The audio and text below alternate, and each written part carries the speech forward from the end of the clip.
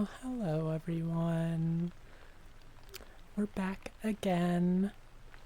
Let's get you off that stream start screen and bring you in here. There, much better. Well, today I think we're gonna do a little more reading, but wasn't really feeling Dr. Jekyll today, so I think we're gonna abandon that in favor of some creepypastas. If I've read these ones, I don't remember them. So we'll have just a few that sounded kind of interesting. We'll read through those, and then after we read a few creepypastas, we'll move on to some other stuff. We'll watch The Man in the Suit again, because that was a lot of fun last time, and I want to continue it. And if we have enough time, I found a Slender VR world that I think could be kind of fun, so we'll give that a try if we have the time for it. Also, hopefully we won't have any power outages today, because I actually got a new breaker. Yay! So we still don't know if that was actually what the issue was, because everything looked fine. So hopefully it'll do the trick, and we won't have to deal with any more of those power outages. But I'm really not gonna be satisfied until I do a few streams without it happening. But anyway, let's just get started with some of these creepypastas. The first one we're going to read today is findagrave.com, and this one is by author unknown. So whoever wrote it, thank you. We appreciate your storytelling. Oh, and hopefully the rain noises are loud enough for you all. They're just in the world, so I don't know how well you all can hear them, but I think they're very relaxing, so I opted for that in favor of any other sort of music. But let me know what you think. Alright. findagrave.com. One day, I was screwing around at school. I was on our school's homepage, procrastinating on some random PowerPoint I should have been finishing. On the side of our school's homepage, it shows links for our classes that we use when we go to the computers. One of the websites was called www.findagrave.com. Oh, before I move forward, I forgot to change some of the camera behavior. We definitely want smoothed. We don't want any of you getting motion sick. Let me change that on here as well. Perfect. I thought about it for a second, then clicked on it, but before I did, I felt uneasy. Like, why is this here? It wasn't like we were doing some ancestry project or anything. It made me feel odd. Made me think of all those stories of things that happen on the internet, but I'm just paranoid, right? The website was rather simple. The owner obviously didn't care whatsoever about how they were putting things together. It was a mostly white page, laid out evenly with many links. To the average person, it seemed like a site you'd come across if you mistyped a URL. One of the many visible links was Search 87 million grave records. I felt a chill run down my spine. This was not right. I nudged my friend Olivia to look at this site with me. She laughed a bit and logged onto it as well. We started to type in the names of dead people we knew, and their biographies and photos actually showed up. Another odd thing was that someone had gone around and taken photos of the graves. For nearly every deceased family member I searched, a picture of their headstone came up. The period soon came to an end, and I went on with the rest of the school day, not thinking about it. That night, I got home and told my mother about the whole thing. She just laughed and said how weird it was. I still didn't feel quite right about it. Who in their right mind would go around and take photos of random people's graves? I asked my mother who the person who added the photo of my great-grandmother's tombstone was, and she had no idea. In my best interest, I decided to prod around the website a bit more. I started typing in names of famous dead people, such as Kurt Cobain. There was a feature on the site where you could leave virtual flowers on the grave, which was kind of thoughtful in my mind, but the entire concept of it was still unsettling. Hello, Maria. How are you doing? It's good to see you. Oh my gosh. I don't know if you're serious or not, but Kurt Cobain was the singer of Nirvana. He died by ending his own life, unfortunately. It was very sad. A lot of people were torn up by it. Let's see, where were we? Oh, it was well into the night. All of my internet friends had gone to sleep, but I had drank an entire liter of Coke, so I was awake and curious. Going through the site, I started to randomly type in names of alive celebrities to see if there was anyone with the same name that was dead. Then I started to type in people's names who I knew, then myself. That was a bad mistake. I typed in my name, a grin spreading across my face when I saw other people. I don't know why I was so pleased by this, but I was. I clicked on all 4 of the results, looking at where they were from and what years they had died. The more I looked at those 2 contributions, the more scared I grew. I should have just shut the laptop as soon as I realized that all the dead with the same name as myself were in states surrounding my own. The birth dates and death dates were slowly getting closer to mine. Clicking the back button, it said, showing 4 of 5 results. Had I missed one? I could have sworn that I went through them all.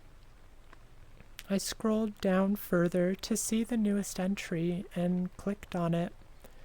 It said my birth year and the date of the next day. The photo included was me, with someone standing behind me, at 11:59, just before midnight.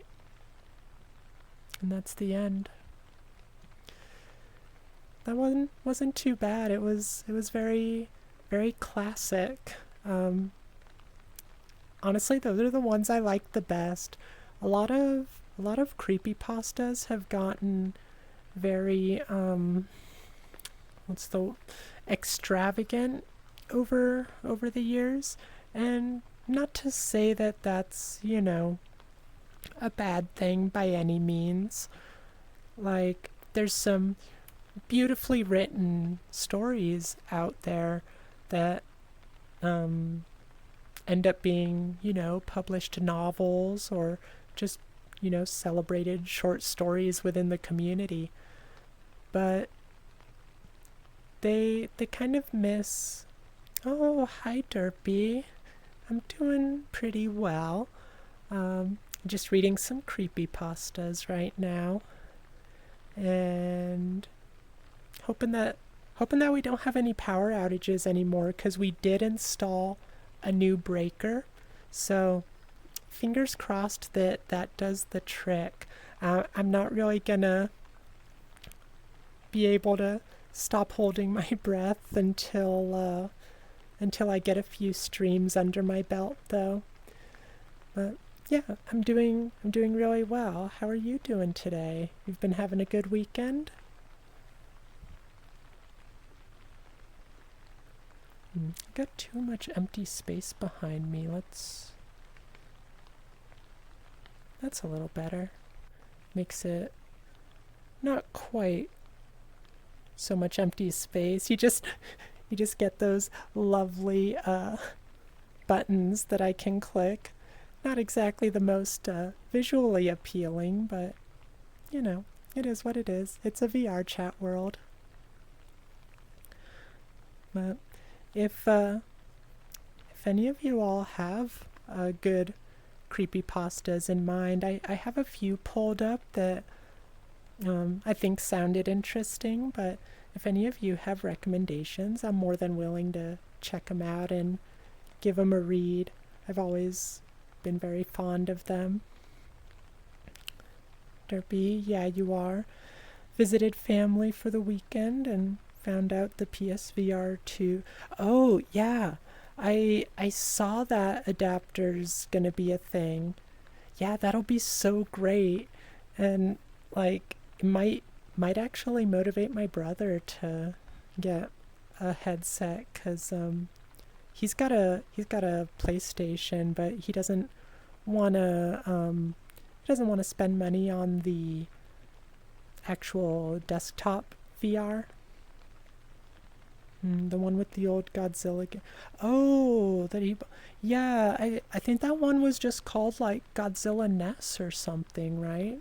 We can definitely look at that one and get it. We can read that. Let's see if I can find it here. I'm just on the Creepypasta wiki. So we're just reading from there. Let's see. Hopefully that's the right title, Godzilla NES. Where's the search button? I'm not very good at navigating the fandom.com pages. They never seem intuitive to me. Alright, let's check this out. Godzilla NES. Fits right in with our theme too, because we're going to watch some more Man in the Suit later as well.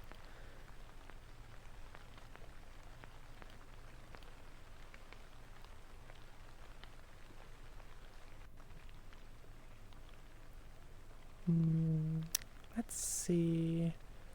Being a little slow coming up. Well, while we let that load, let's see if we can read one of these other ones I got pulled up. Alright, this one is called Exit, and it is by, they have the author at the bottom of the page, Josef K. Alright, thank you, Josef K. I hope we enjoy this story. Alright, Exit. I know this road better than I know myself.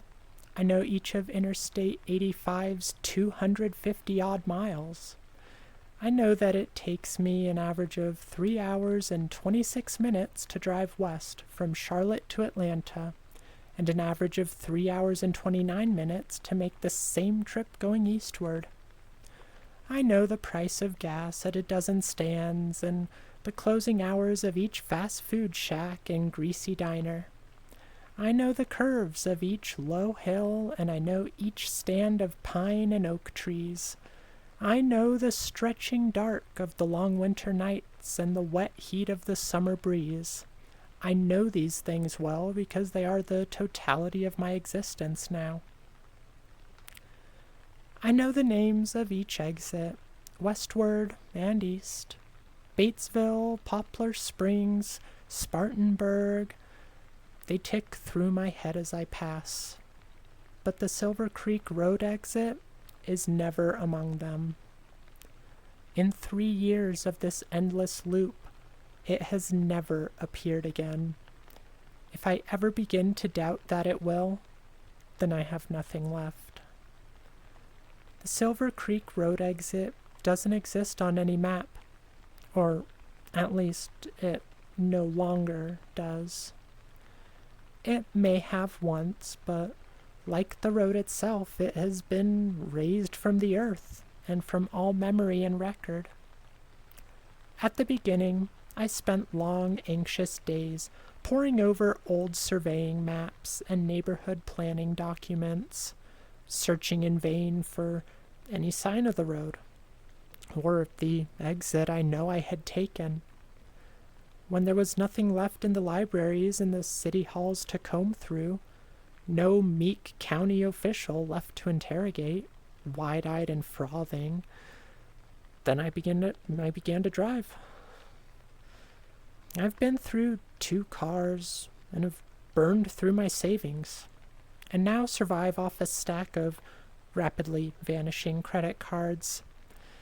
I have no address to receive bills, and no intention of paying, and have been filling my trunk with small plastic gallon jugs of gas, while the cards are still accepted. When this filthy and battered Oldsmobile finally gives up the ghost at last, I suppose I will have to learn to hitchhike. I first took the Silver Creek Road exit 3 summers ago. On that night that I was with Bobby. I have in my head just a few frozen frames of that ride left.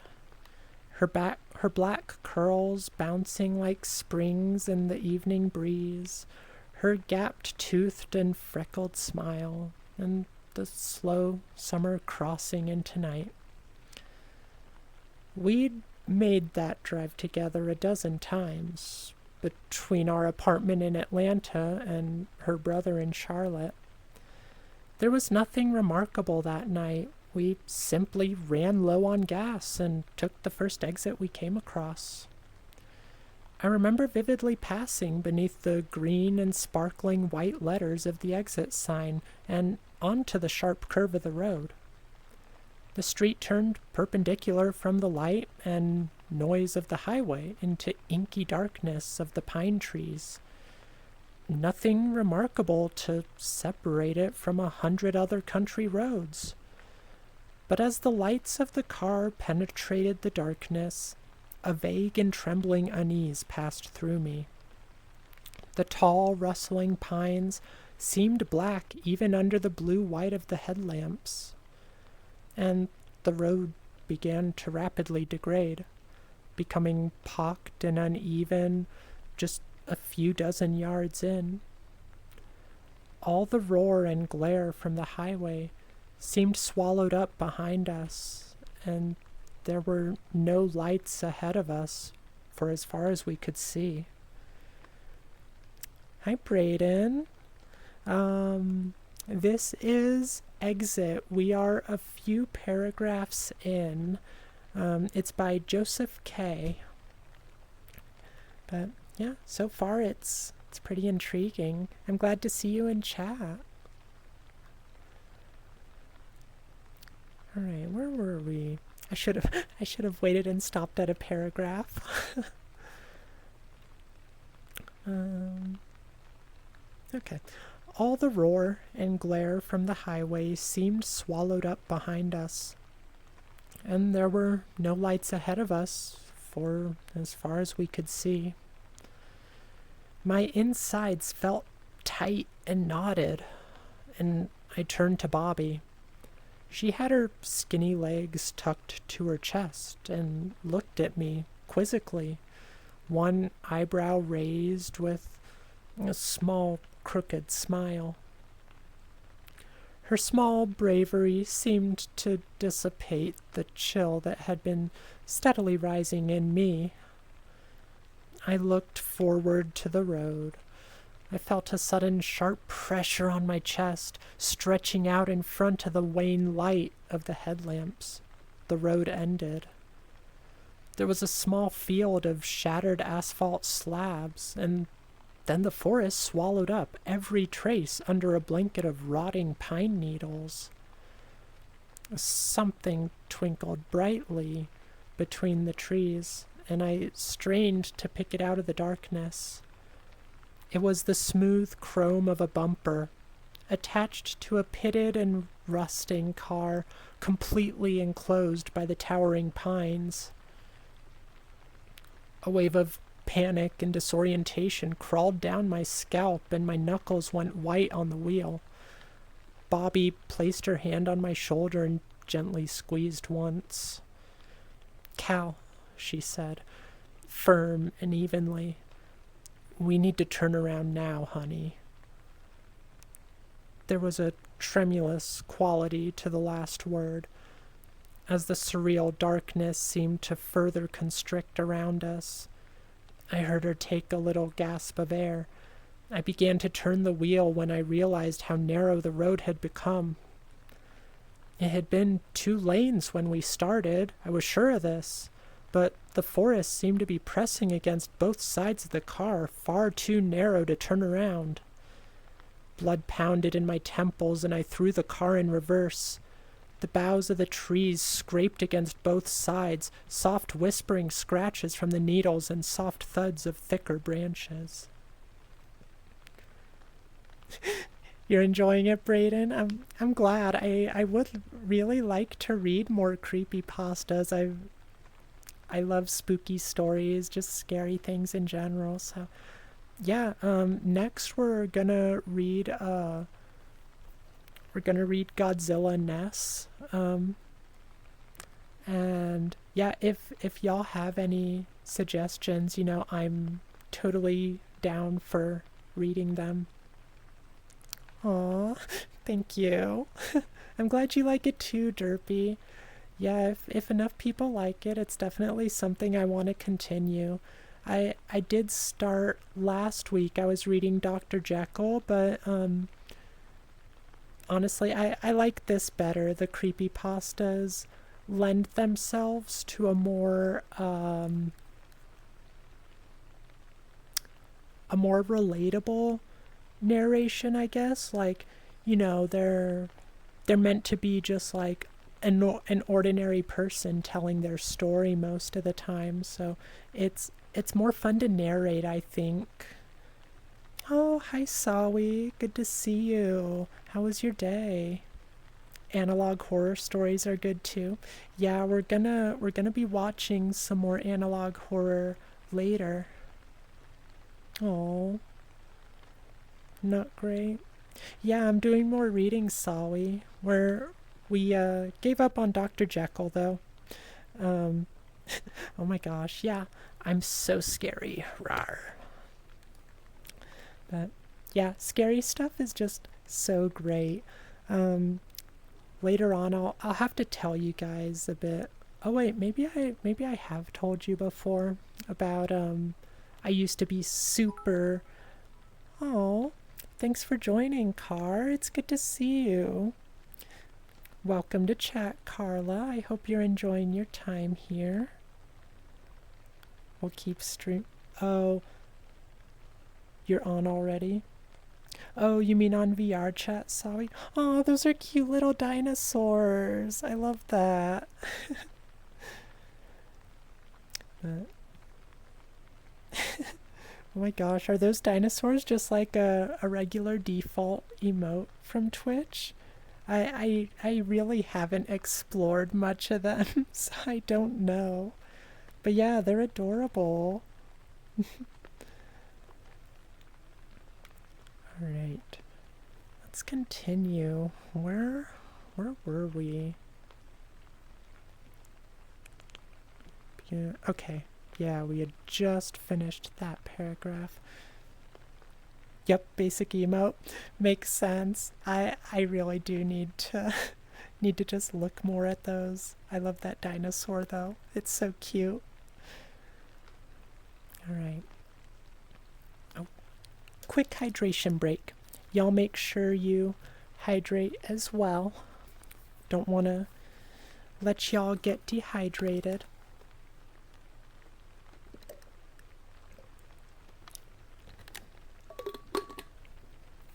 used to be so bad at staying hydrated. Honestly, I still kind of am. But I've gotten a lot better about it lately. It helps so much when you carry a water bottle around with you. If you don't already, I highly recommend it. Although, it seems like that's becoming more and more normal these days. Alright, let's continue. Bobby held her hand on my knee, calming and reassuring even as panic threatened to overwhelm me. I could see the highway moments later, a thin cloud of hazy illumination over the rise behind us, and the forest seemed to part like curtain. Bobby released her, held breath, and giggled softly, and I felt a wave of elation wash over me. I turned to her to share relieved smiles, and I locked with her dark eyes when the siren sounded, once and sharp in the silence, and bright blue and red strobes flashed through the window. The police cruiser was parked in the center of the road, crouched low and silent like a predator. The familiar red and blue flicker bathed the street in weird, crooked shadows. As I turned off the engine, there was a slam of a car door, and I could hear the heavy thud of boots on the road pacing toward us. The comforting normalcy of the sight of a police officer began to drain away as he approached in the dark. He carried no flashlight, and I saw his gloved hands hanging straight at his sides in the side mirror as he walked towards me. He was dressed in thick winter wear, with his high collar turned up and his hat pulled low. He approached the window, and as he leaned straight from the waist to fix his black and beady eyes on mine, I realized just how thin and tall he was. "License and registration." His voice was muffled and thick, with a strange and choked drawl, almost unintelligible, and his lips seemed to move in a manner counter to the shape of the words. The summer night air around him seemed to grow even warmer. There were no sounds, no wind in the pines, no chirp of insects. I was mesmerized by the strangeness of what seemed for all the world to be an absurd imitation of a man. For the second time in as many minutes, I wondered fleetingly if I was dreaming. I could see now that he had no badge and was simply dressed in unremarkable black clothes. The overwhelming fog of dread and panic seemed to condense all at once around me, and singular animal command to flee at once drove my hands towards the keys. He was quicker. One black-gloved fist slammed into my temple, and a shower of stars exploded over my left eye, and the world tipped sideways. I remember him dragging me from the car, the shocking heat in his grasp seeming almost to burn. I remember hearing Bobby's screams and seeing in dizzy glimpses her brief flight before being swept into those inhumanly long and slender arms. One glove came off in the struggle, and I saw the pale white hand, like an immense knobby spider, each leg tipped with a black and curved talon. The world swam around me, wild and burning, and I struggled to move my limbs. Bobby was limp in his arms as he approached me again, and I struggled weakly to my feet. Our eyes met in the red and blue strobe. He looked nothing like a man now. His once pale mockery of humanity was stretching and distending away into some unthinkable shape. He did a very human thing then, and smiled, lips peeling back to reveal rows of thin white needles. Oh no, Derpy, your car just broke down. You're not stuck somewhere, are you? If you are, I hope you have the means to call someone. Well, I mean, if you do, you're listening to this on a phone. But I hope everything's okay and you have the money or whatever you need to get it fixed. That's really rough when you have an unexpected um oh, I don't want to say disaster, that's too extreme, but roadblock, so to speak, like this. I was running before I knew it, bolting dizzy and weaving down the road. I was vaulting across the shoulder of the highway when my rational mind clawed its way to the surface. Coward! It screeched at me. My legs shuddered to stop, and sudden painful guilt flooded my lungs like fluid and stole my breath. Bobby's face loomed in my vision, and I felt a profound and clear shame pressing down upon me.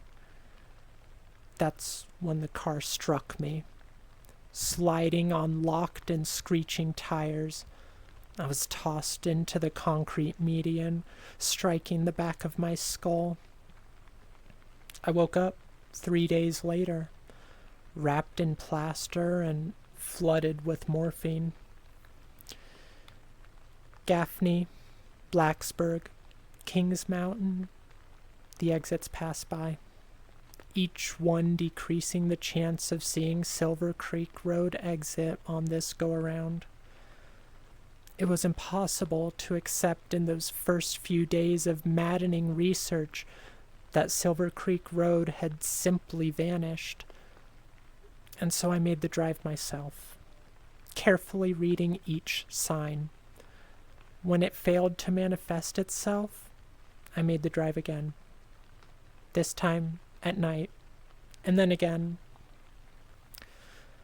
Sometimes there's a zen-like quality to the repetition. The familiar patterns of predictability and order. The immutable order of the land, the locked procession of towns and trees is comforting as it continues to grind my hope away like a millstone. Most days I can believe and accept that Bobby is gone. There's always that shadow of a doubt, that crystalline thread of hope, but it feels hollow in my hands now. There is one thing I must believe. If it appeared to us once, it will to me again. And if I can find it, that pale horror in a man's skin, I will kill it. If the bullets fail, I need only a few moments to ignite the trunk's cargo and to lure the murdering thing to me. I swear to the stars, I will never stop looking.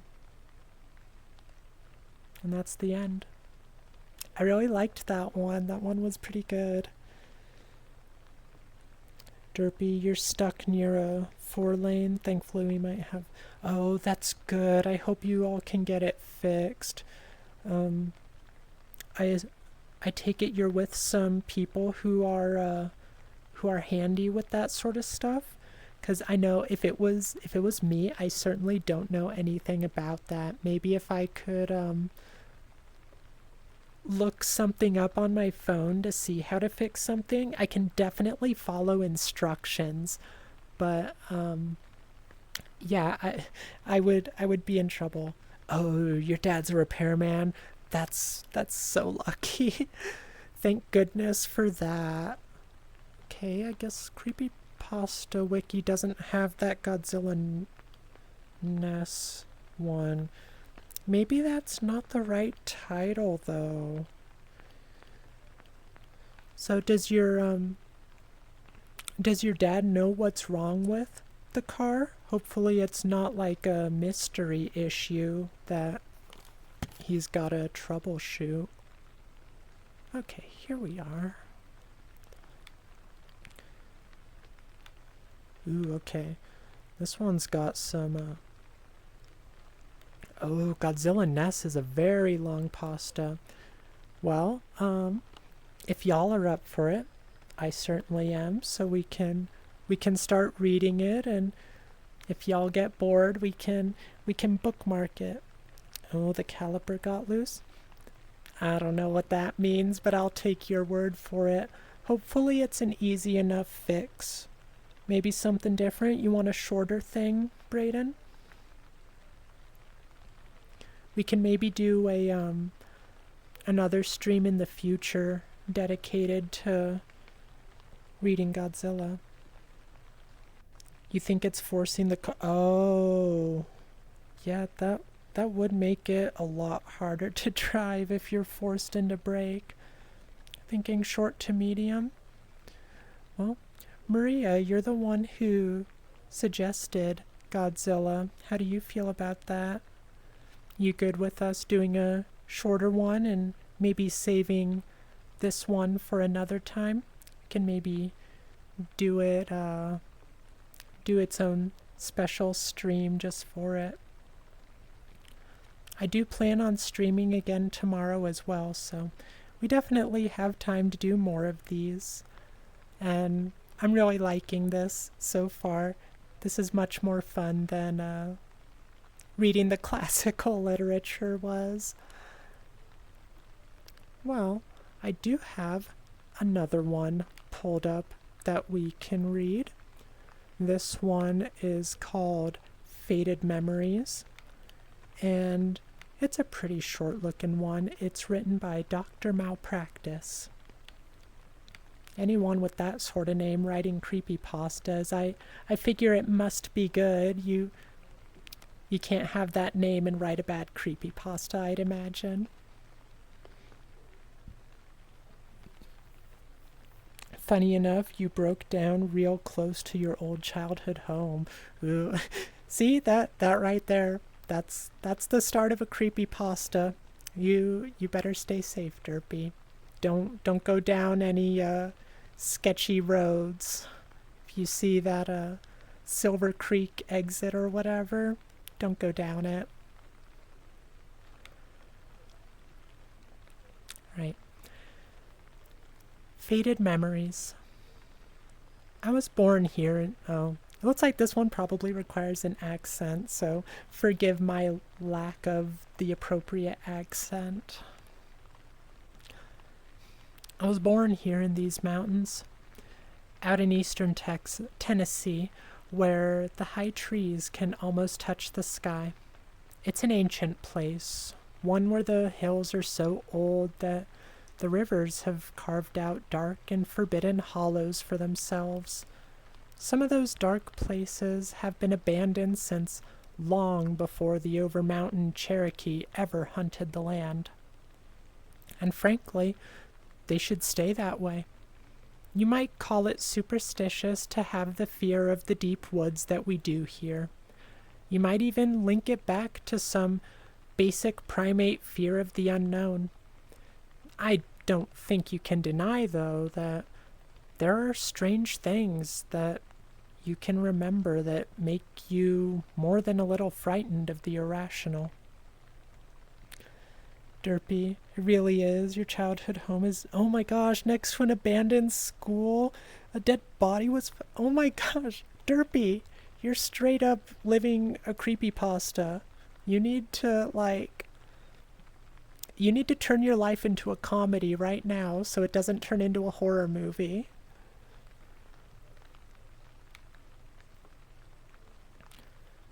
Can't you recall a time when you were driving down some deserted stretch of highway late at night and caught a glimpse of something that maybe, just maybe, wasn't a deer crossing the road ahead of you?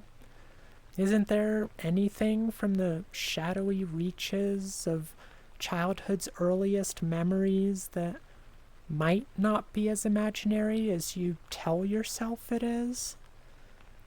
We remember those things too. Out in the forest late at night, or in one of those hidden coves where the TVA lakes reach out into the hills, we can't afford to repress them so deeply. I recall when I was maybe 3 years old, having an imaginary friend. I don't think that I ever gave him a name, but I remember him being more like a really big dog than a man. Beyond that, all I know is that he was very pale and very cold. My mom says that I would go out to play with him just within the tree line. She says that she made me stop when she noticed that I wasn't alone. That much, I'm sure, happened. I'm not as sure about the teeth or the claws that I remember now in retrospect. I could have invented those, and I could have also invented the smell of dirt and rot. And how he asked me that last evening to go with him to play deeper in the woods just before my mother called me to come back home. 10 years after the last time I ever played with my friend, I started middle school. Back then, I was in class with a girl and her brother, named Jessica and Danny, respectively. I spent a lot of time then with Danny and his sister. Sometimes all three of us would go out to play at Walker Lake, where they had a public beach before it had to be shut down because of industrial runoff. We weren't supposed to leave that strip of beach, but one day Danny and Jessica snuck off. I followed them into the woods for about 20 feet before I chickened out and turned back. I'm glad I was a chicken that day. Turns out they found a place to play in a cove where the water dipped down to over 300 feet, just a few yards offshore. The drop-off went down into a valley that used to be called Johnson's Woods before the TVA flooded it. Danny got out there and he drowned. Everyone said, of course, that Danny just got out there and couldn't swim. No one challenged it because no one wanted to admit that it might be something other than simple case of teenage boy drowning. Problem is, Danny could swim like a fish. They never found a body, and Jessica would never talk about it. In fact, she wouldn't talk at all for weeks. And she was never the same again. Jessica could never move on, no matter how hard I know she tried. She grew up tall and sickly, probably never more than 90 pounds, and never healthier than a 2-week flu. They called it survivor's guilt.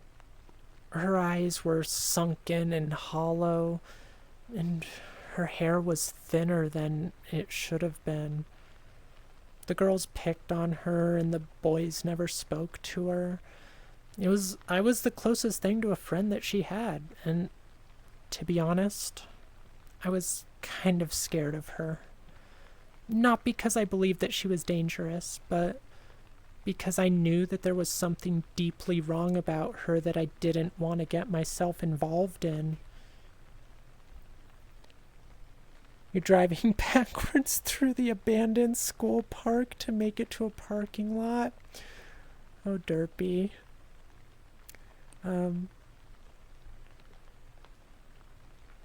I hope you don't encounter any cryptids, because that's how you get cryptids. But are things working out? You making progress with the car? on a more serious note.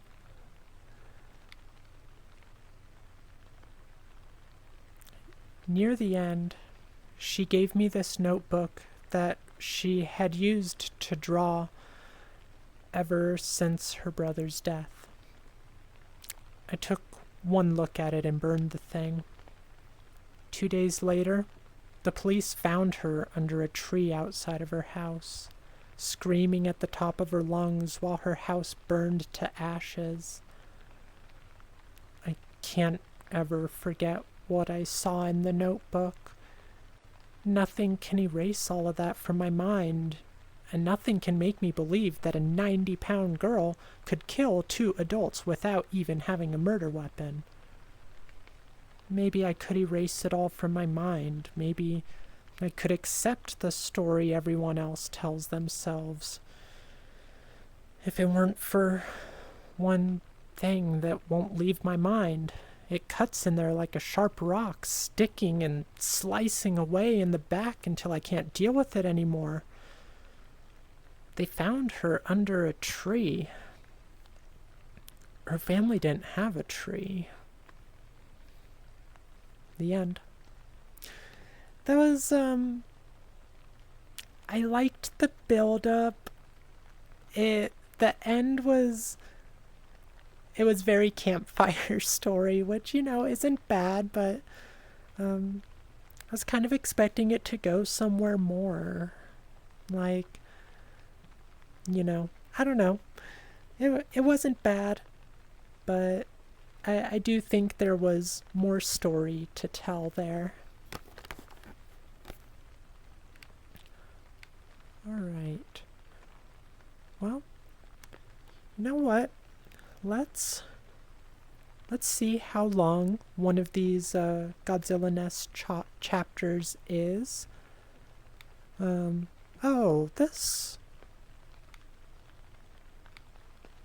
This might not be so bad. It does have a lot of pictures, though, that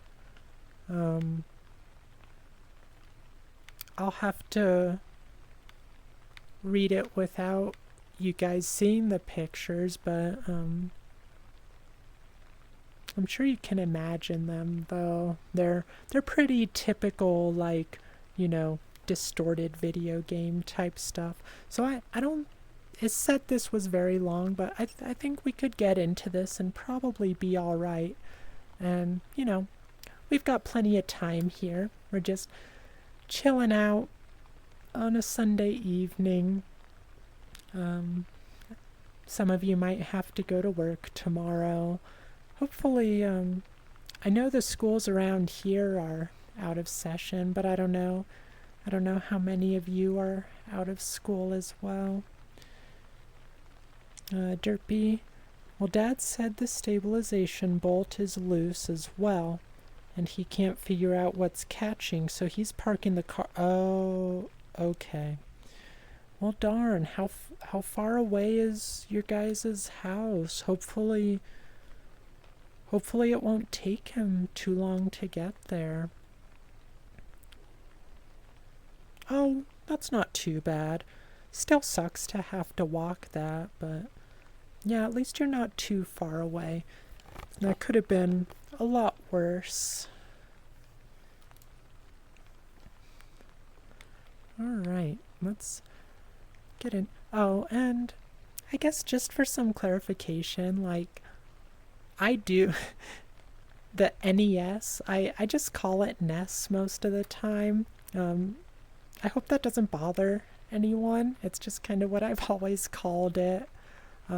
But if it does get on your nerves or something, I'll try to change to just saying NES for this story. Actually, maybe I'll do that anyway, just because that's what most people seem to call it. Alright. NES Godzilla Creepypasta. Oh, I didn't see the author for this. Okay. Originally written by Cosbydaf? I don't know. I think that's how you probably pronounce it. Alright. So, NES Godzilla Creepypasta, Chapter 1, Earth and Mars. And you know what? I don't think I've ever actually read all of this, so this'll be kind of a treat. When I was a little kid, the two things I loved most in life were Godzilla and NES games. So, naturally, when Godzilla Monster of Monsters came out, it was like a dream come true. Well, almost. To sum it up, most of the game revolved around getting through very repetitive outer space levels while smashing up tanks and jets, and then fighting against Godzilla's monster enemies. Overall, it was pretty mediocre. But back then, I didn't care. When I got the game as a present for my 10th birthday, I played it night and day, as much as I could. Unfortunately, I had traded the game for Amagon a year later, much to my regret when I found out what that game was like. Recently, I had bought a new NES system, and through a lot of hunting and asking around, my friend Billy finally managed to find a copy of Godzilla, Monster of Monsters. I was pumped to play my favorite childhood game. It never even occurred to me to ask where Billy found it. He also gave me some other games like Legend of Zelda, Bomberman, and some stupid thing called Action 52. But Godzilla had to come first. So I started the game, and the nostalgia came flooding back like a tidal wave. Godzilla's 8-bit theme song flooded proudly through the speakers, and I was grinning like an idiot. Some people laugh at me for playing such outdated games, but I've never had as much enjoyment for any other games as those on the NES.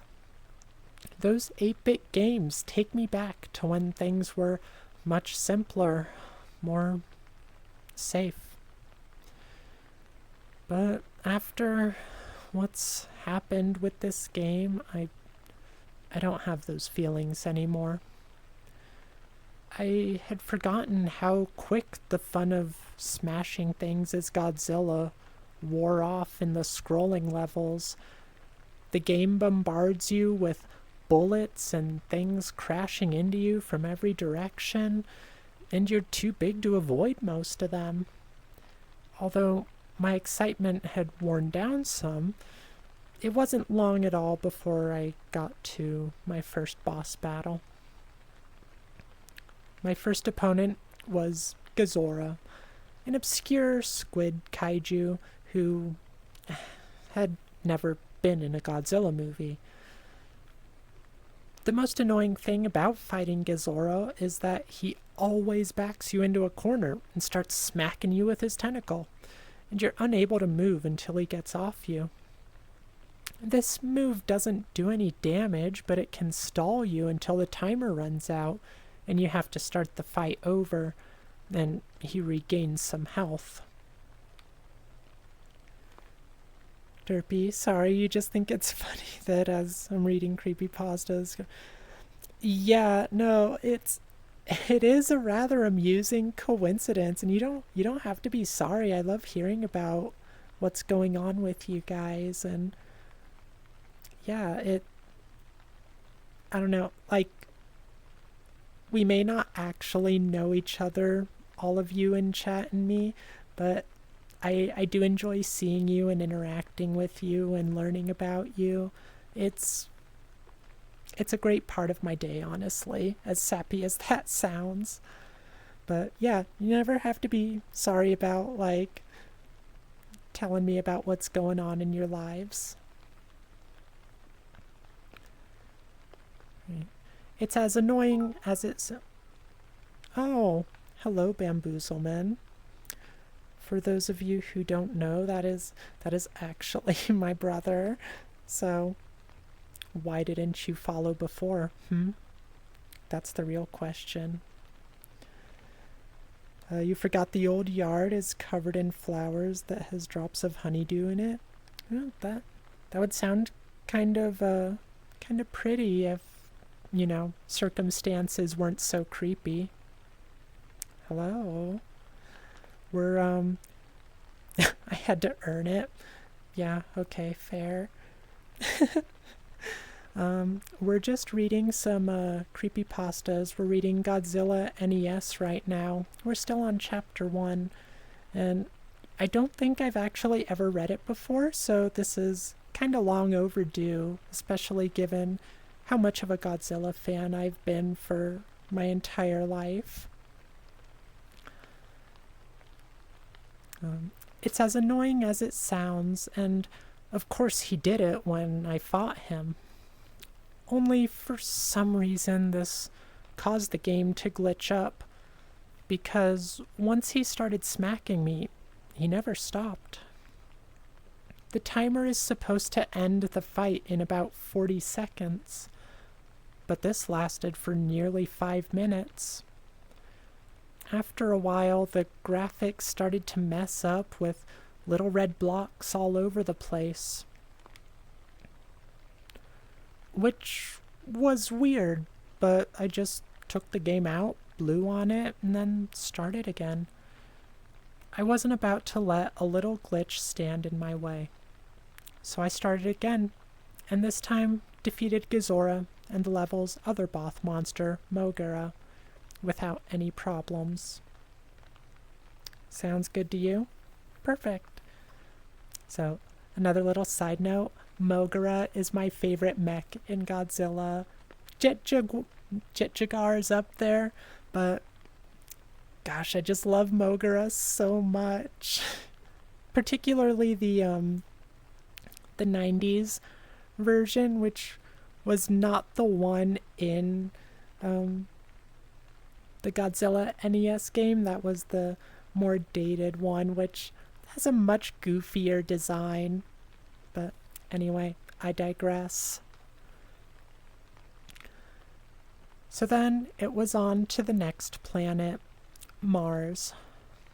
I browsed around the board and found something unexpected.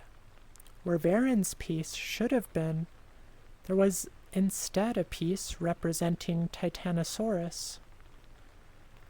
There were only 10 kaiju in the game, and Titanosaurus was not one of them. Or so I thought.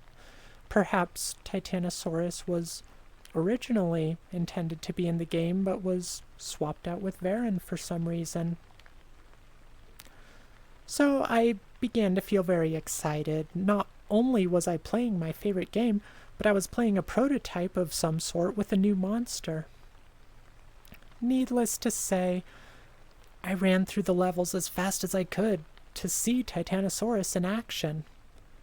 Fought Gazora again to beat him before he could do his tentacle smack, but this time the glitch started happening when he died.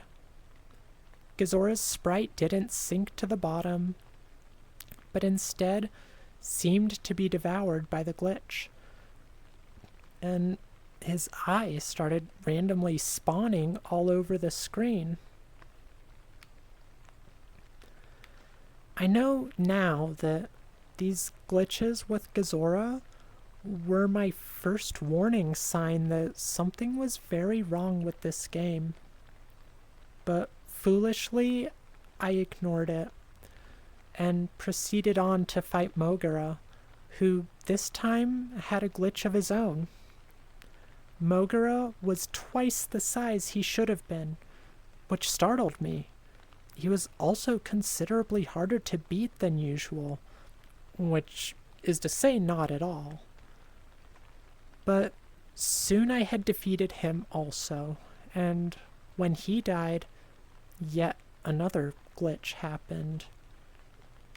And here it shows a picture of kind of just a distorted image of Godzilla and Mogura. It's just the usual kind of pixely blocks everywhere they're not supposed to be.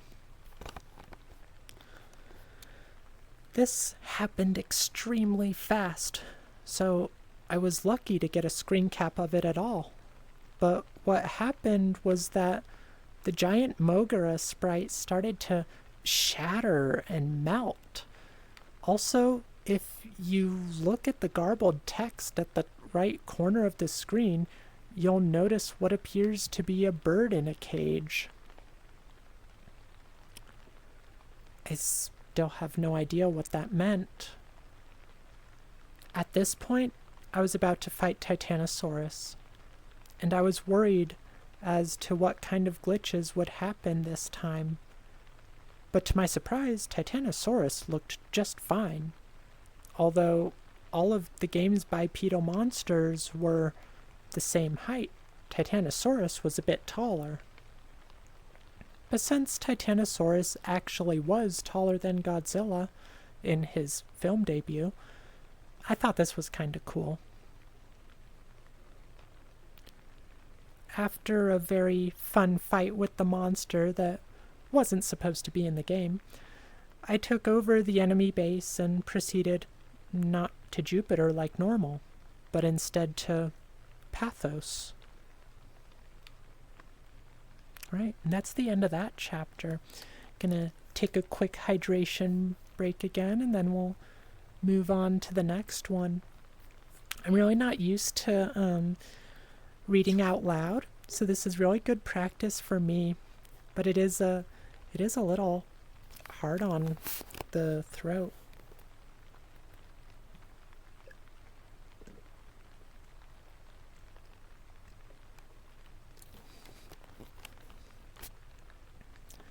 Once again, make sure you're all staying hydrated as well.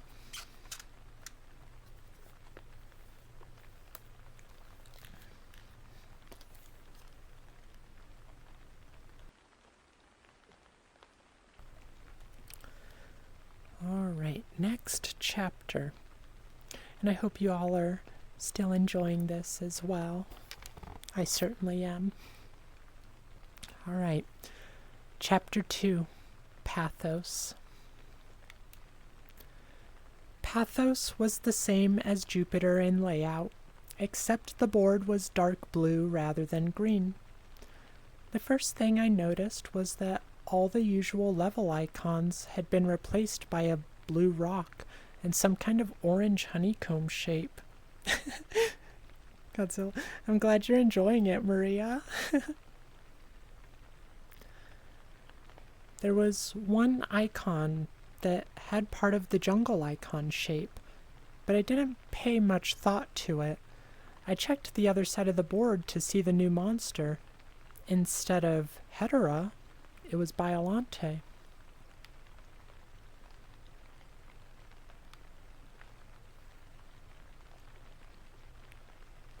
Oh my gosh, that's so great, Derpy. They truly are a family friend. Came and saved the day. Just make sure you're not in a creepypasta still. Make sure it's not a shapeshifter or something, okay? I'm glad you're having fun, Maria. Okay. But that couldn't have been right. Godzilla vs. Biollante didn't even come out until 1989, and this game was made 1988. Perhaps Toho put Biollante in the game to build excitement for the movie next year, but changed their minds? I tried to rationalize the game's abnormalities any way I could, but this would prove to be futile. Oh no, you're at the car by yourself now, Derpy? Well, that's not ideal. But, since it's such a short drive to your house, I'm sure it won't be too long. And if you do get spooked at all, just, get inside, lock the doors. I assume you're already sitting inside, though. But yeah, just keep yourself safe. And of course, let us know how things turn out. I'm very invested in your story.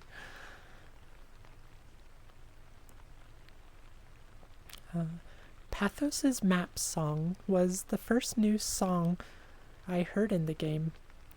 Like most of the new songs, it was hard to describe. I'll try. It started out slow and suspenseful, much slower than any song in the game, but every 12 seconds or so, there would be a loud clashing sound, and the tempo changed. It was like the composer randomly played parts from 5 different songs with the same instruments. I moved Godzilla over to one of the many blue rock icons that had replaced the jungle icons, and started the level. The level resembled a blue mountain range with a blood-red planet in the sky. But there was something odd about the mountains. They had a shredded paper look to them. I thought at first maybe the glitch had affected it, but it looked far too intentional. I quickly noticed something else about this new level. There were no enemies at all, not even any obstacles. I should also mention that this was where the point meter started to become glitched beyond comprehension. But it didn't bother me much. I never kept up with the game points. So without having to focus on anything, I listened to the music while walking through the level unopposed. The music had a sorrowful feel to it. It would have been rather pleasant had I heard it in a normal game. The level went on for 3 screens, but with no obstacles around, I finished it very quickly. I tried other levels of the same type to see if any enemies appeared, but there were none. There was little else to be seen in the Blue Mountains, so I tried the other level type. I started one of the orange levels, and my eyes were assaulted with a grotesque background of tumorous orange eyes. The sky was the same as the ground, so I assumed the game was indicating that this level takes place in a cave. The only enemies here were Matango spawn, but as you can see, the little bastards were everywhere. The music certainly didn't help, with a mixture of screeching sounds and loud drum beats that sounded like a monster's theme in a horror film. After completing it, I tried to avoid playing through any more of these levels whenever I could. The map was short, so it was only a few minutes before I was headed towards a rematch with Gazora and Mogera. But this time, their sprites and attack patterns were vastly different. I fought Mogera first. Mogera's replacement was a flying machine with a slight resemblance to a Pascagoula alien. It was a bit like fighting Mothra, only it moved with a lot more grace. It attacked by spinning its front tentacle like a corkscrew, and it still had an I-beam, except now it fired from the drill. This lanky aberration had replaced Gazora, and the new beast was more of a challenge. It would run and jump at a fast pace, constantly swinging its arms around, making it hard to get close. And of course it tried to pin me in the corner with as much annoying resolve as ever. I defeated it using a combination of tail whips and heat beam spamming. I defeated them and was going to fight Titanosaurus, but when I started the fight, Titanosaurus was nowhere to be seen. and the game simply went back to the map with the Titanosaurus piece now missing. Oh my gosh, that is a big field, Derpy. Yeah, I bet it's very surreal being back there after a long time. There was no one left to fight now but Biollante, so I eagerly started the battle. I was quite surprised that Biollante started the fight in her rose form. She was immobile and used tentacles to keep me away from the main body, which took the most damage. As expected, she turned into her final form after taking enough damage. The sprite looked pretty damn good for 8-bit. The battle technique was the same, except now Biollante could move, albeit slower than any other monster. Being hit by the tentacles did more damage now, and Biollante could do an acid spit, which I managed to avoid by jumping in the screen cap. Just shows Godzilla jumping. It's not much to look at. Not much more difficult to beat than Titanosaurus. It only took 2 rounds. But when Biollante was gone, the music had stopped, and there was a new icon replacing the base. This icon wasn't there before I beat Biollante. It resembled a red tribal mask, and I had a feeling of dread when I saw it. But since it replaced the base, it must be the only way to exit Pathos. I moved Godzilla to the square and started the level. Yeah, Derpy. Oh, yeah, I would love to see some photos, Derpy.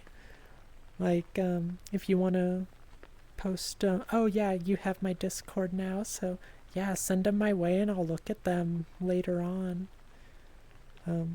But yeah, video game and lost episode creepypastas tend to be very detailed with their descriptions, especially the video game ones, because a good chunk of the horror tends to come from gameplay being in the cursed or whatever game that wasn't in the original. So like, I never played this original game, but for example, like if you couldn't jump as Godzilla, then having Godzilla be able to jump would add to the horror and creepiness of this one. So that's why I think they tend to be more detailed that way, because it's such a critical element of the story. Right, where were we? Okay. It was a hellish looking place with no sky and a flickering fire in the background. The fire looked far more advanced than anything I've seen on the NES. There was music in the form of a slow, steady drum sound resembling a heartbeat. All the text on the top of the screen and the life bar were gone. In their place was a single bit of text in the middle of the screen that said, "Run." My feeling of dread had intensified. I cautiously walked through the level, but like the Blue Mountains, there were no enemies. I paced around for a minute before thinking, run? From what? The first time it hit me, I didn't even see it. Oh my gosh, hi Mew, good of you to join. We're reading the Godzilla NES Creepypasta. We're on chapter 2 right now. I don't know if you've ever read it, but it's a pretty, typical cursed video game Creepypasta, which is to say, it's pretty good. I mean, there's so many of them that are super cheesy, but I love them. I don't know what to say. Oh, you just finished watching -1? I've been wanting to watch it again. It's so good. I love it. Anyone who's not like a Godzilla fan here, like, give -1 a chance. It's, even if you're not a big Godzilla movie fan, it's still really good. Oh, Jemmy fell asleep. Oh, Jemmy. Alright, where were we? I heard a noise outside my room and turned back to see if something fell. And when I looked back, Godzilla was dying. I figured it must have just been a glitch, but I wasn't going to play through the game without Godzilla, so I restarted the game and went to the passwords screen. Yeah, Shin Godzilla is honestly in my top 3 Godzilla movies. It's so good. I love the bureaucracy drama that it has. Have I ever mentioned how creepy the password screen music is? If you've played the game, you know what I mean. It doesn't at all fit the mood of the game. It's more like something from a horror game. Maybe they made it like that so kids wouldn't cheat. I was quite annoyed at this point because I thought I was going to have to fight all the monsters again. But that didn't happen. The game started me off right where I was before I started the red face level. So I tried again, making sure to pay attention this time.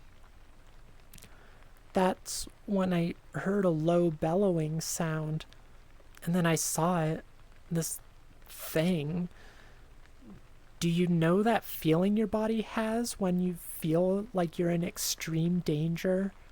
You start to recoil and tense up as the adrenaline flows through your veins, and your nerves start to feel very cold.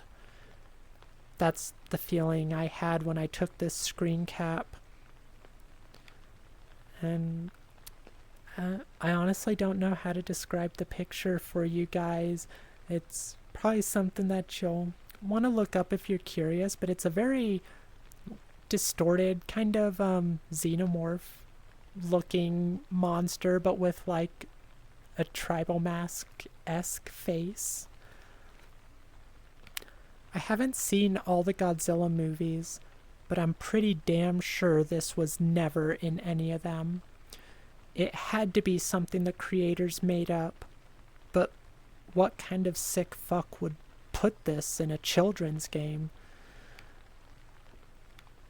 By sheer dumb luck, or perhaps the adrenaline boost, I managed to run fast enough to get away from it. It ran very fast, so much so that if you saw it, you were almost certainly going to die. And when I say die, I mean your monster gets killed instantly if the creature touches them. Once I had gone back to the map, I was so afraid that I was extremely tempted to just shut the game off and try to pretend this never happened. I couldn't believe what I had just seen. It couldn't have been real.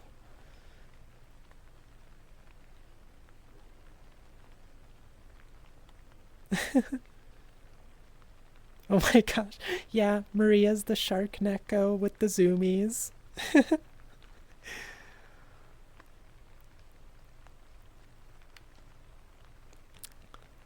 And even if I wanted to continue, I still had to get to Mothra through this chase level. But as I stayed inactive on the map screen for a few minutes, my fear was replaced by burning curiosity. What the hell had just happened? What was the rest of the game like? I only had to beat this level with Mothra, and then it was on to the next world. But when I moved Mothra to the red face, the game registered it as me beating the level, I was quite relieved. I tried to prepare myself for the next world. Trance. End of chapter 2.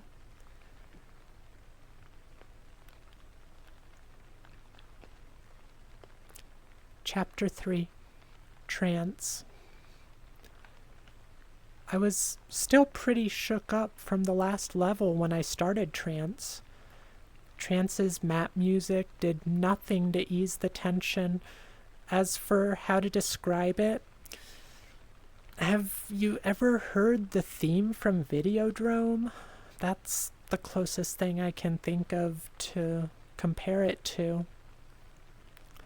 I checked to see who the new monster was, and it was Orga, a monster who didn't make his film debut until 2000, appearing in a game made in 1988. So much for my theories about Titanosaurus and Biolante. There's no way this game was made in 1988. Those guys at Toho may be smart, but I'm sure they couldn't see that far into the future. If they could, they never would have gave Roland Emmerich the rights to make a Godzilla movie. No, this had to be a hack of some kind, which just opened up even more questions. Who made this hack? When? How? And most importantly, why? The why was the question that bothered me most. My immediate assumption was to think Billy did this to pull a joke on me. But that couldn't be right either. Billy didn't know how to make a ROM hack. And if he did, he'd probably just do something simple and stupid, like replacing all the monsters with crudely drawn genitalia. Unless Billy had amazing game editing skills and a serious dark streak to his imagination that he never told me about, he couldn't have made this. Is it even possible to put a hacked ROM into a cartridge? Aside from all that, my eye was drawn to a new icon on the map, a question mark. I was really curious as to what it did. I'm sure you're also curious, so I'll explain the quiz levels. Since this was when they start appearing, there was one of these per map from here on, and they always appeared near the start of the map. When you start on a quiz level, you appear on a screen like this, and so it has a question, do you like dogs? And you can choose yes or no. It's a very basic screen. As you can see, I guess I didn't have to explain it, he's about to. 98 Godzilla would have been good if it wasn't a Godzilla. Ooh, also a good fan theory. I'd love to hear it. I do have a soft spot for 98 Godzilla though. Mostly because I watched it as a kid, so, I didn't have the same hatred for it. And also, I am very partial to a few of the people in that movie. Matthew Broderick, Jean Reno, and Hank Azaria. They're all great. I love them. But, yeah, I'll always defend that movie a little bit, but yes, it should not have been Godzilla. Roland Emmerich straight up did not want to make a monster movie. He wanted to make just another disaster movie, which is fair. He makes good disaster movies, but maybe don't make a monster movie then. Might have sent a lot more photos than you thought. Okay, cool. Yeah, I'll take a look at them later. I'm excited to see them. But yeah, no worries.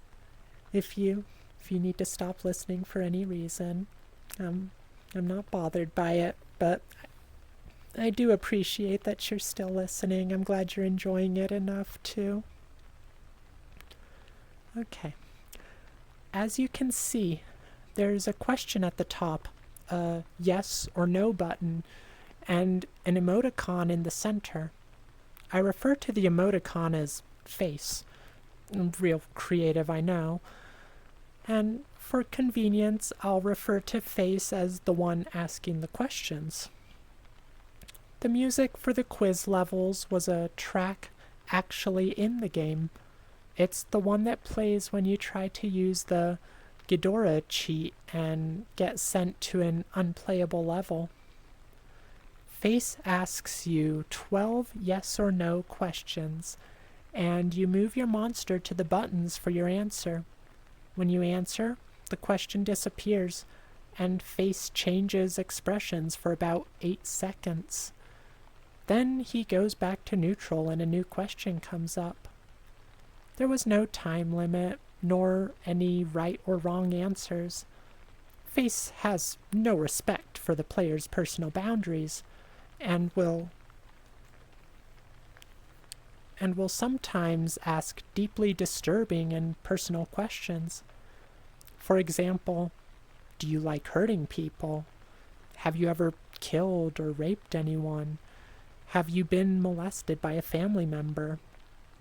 Other times he would ask questions that were either mind-numbingly stupid, is the sun hot, is water wet, or just flat out ridiculous. Does your dog like the president?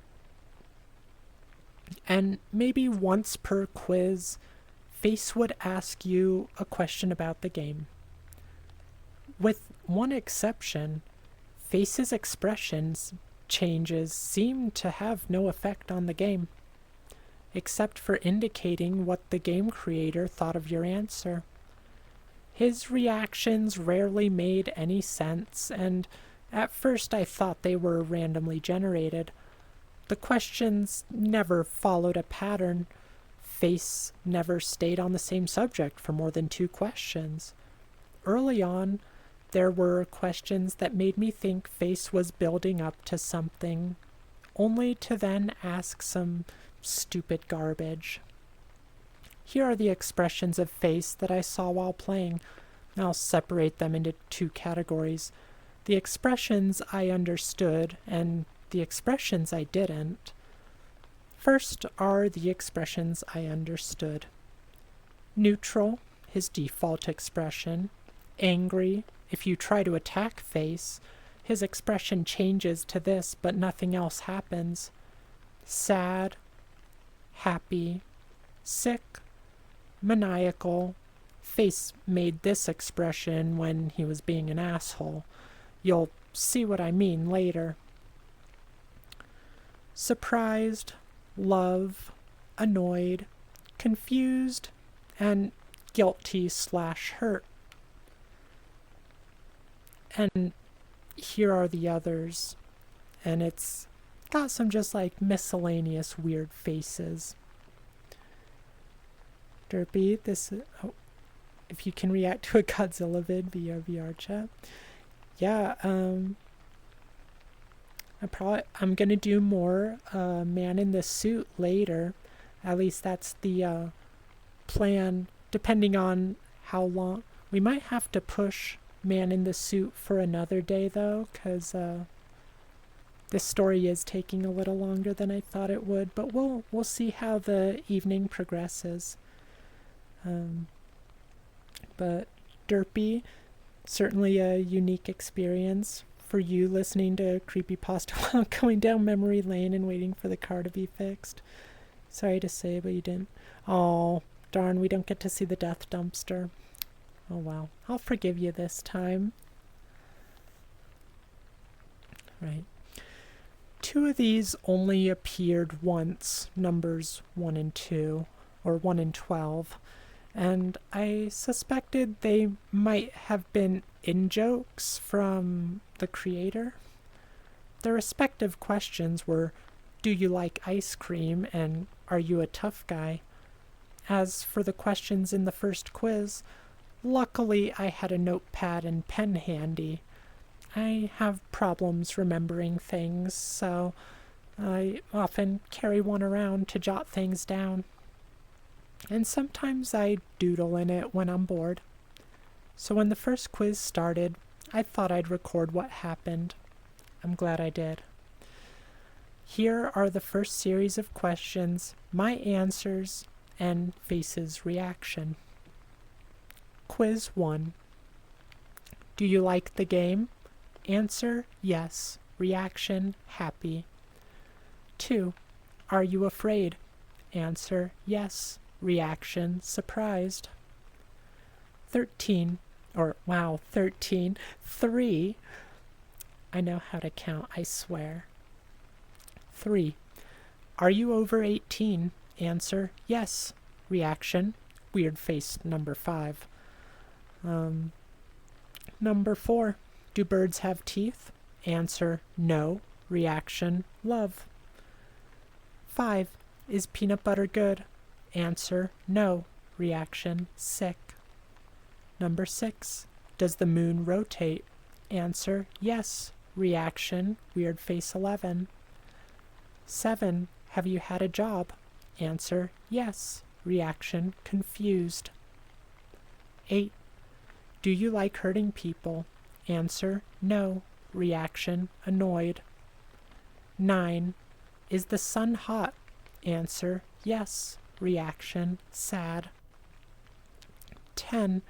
Do you like dogs? Answer, yes. Reaction, happy. 11. Is the president good? Answer, yes. Reaction, weird face number 3. And last, number 12. Does your dog like the president? Answer, no. Reaction, angry. Now that I've explained all that, time for the gameplay. After the quiz level, I tried the new green temple icon first. Wow, maybe this is why the game was so weird. One of the designers was clearly drugged out of his mind. Jokes aside, I was quite impressed by the graphics of this level, as disorienting as they were, but I hate those creepy, blank, staring statue faces. Oh my gosh, thanks Derpy, you're so sweet.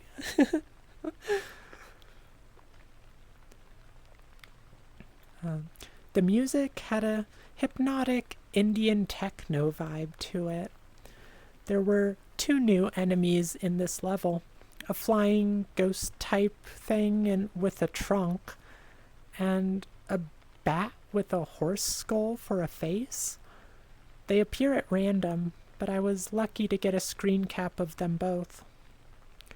Then I proceeded to a blue mountain level, expecting another nice calm stroll. I took my time walking through and was completely taken by surprise when this happened. Not Mogera came speeding towards me and took off quite a bit of health with his tentacle screws. It only took me 2 minutes to kill him without having to worry about a time limit. But the boss monsters never showed up in the scrolling levels in the normal game. I was worried as to what other rules the game would break. After another Blue Mountain stage, it was time to fight Not Varen, whose replacement was one of the most bizarre things in the game. This strange creature attacks you by kicking and also opening up his chest and firing heat-seeking missiles. I still don't get it. The missiles were sometimes a pain to deal with, but I found out you could tail whip them out of the way. Not Varen was probably the easiest of the monster replacements. The same could not be said for Not Hetera.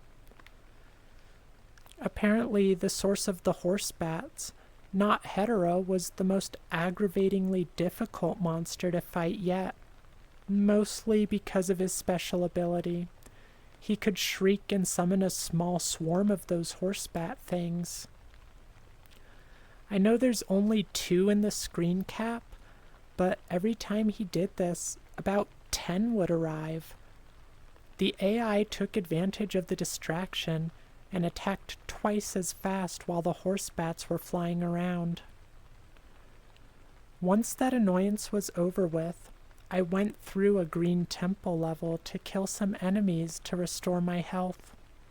Interestingly, none of the horse bats showed up after Not Hetera was killed, and that was when I got an idea. If killing all the monsters makes the red face show up, what would happen if I avoid fighting Orga and go straight to the base? So I gave it a try. Alright, quick hydration break. Gosh, I didn't realize how critical the pictures were going to be for this one.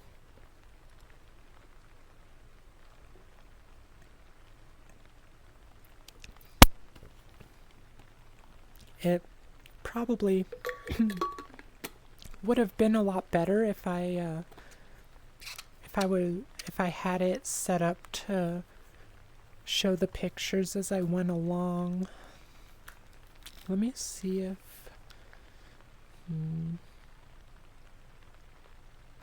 yeah, I don't think I could set that.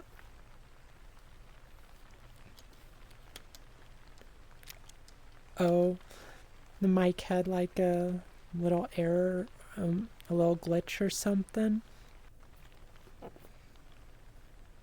Is it sounding okay now?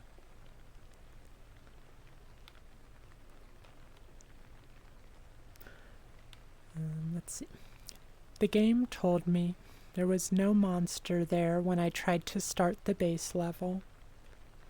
Okay, thank you, Derpy. And immediately afterward, the game took control of my Godzilla piece and moved it in front of Orga. My little trick didn't work, so I tried to prepare myself for another chase, but first I had to beat Orga. The fight with Orga confirmed another thing. Whoever created this game hack was clearly a Godzilla fan, not only because they picked a monster like Orga, but because they actually implemented something that happened in Godzilla 2000 in a really neat way. Orga's primary attacks were a punch and a heat beam from his shoulder cavity.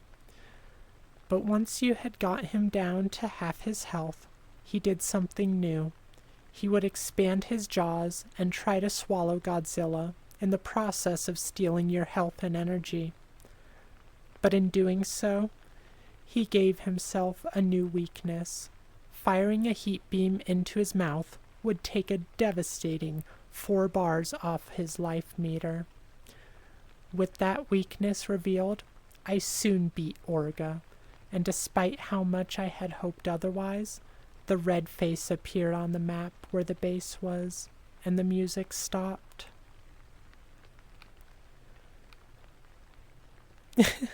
Imagining all the viewers in a circle in front of me as I'm reading these creepypastas to you. Oh, that's kind of it's a really cute image. Stupidest decision Orga did.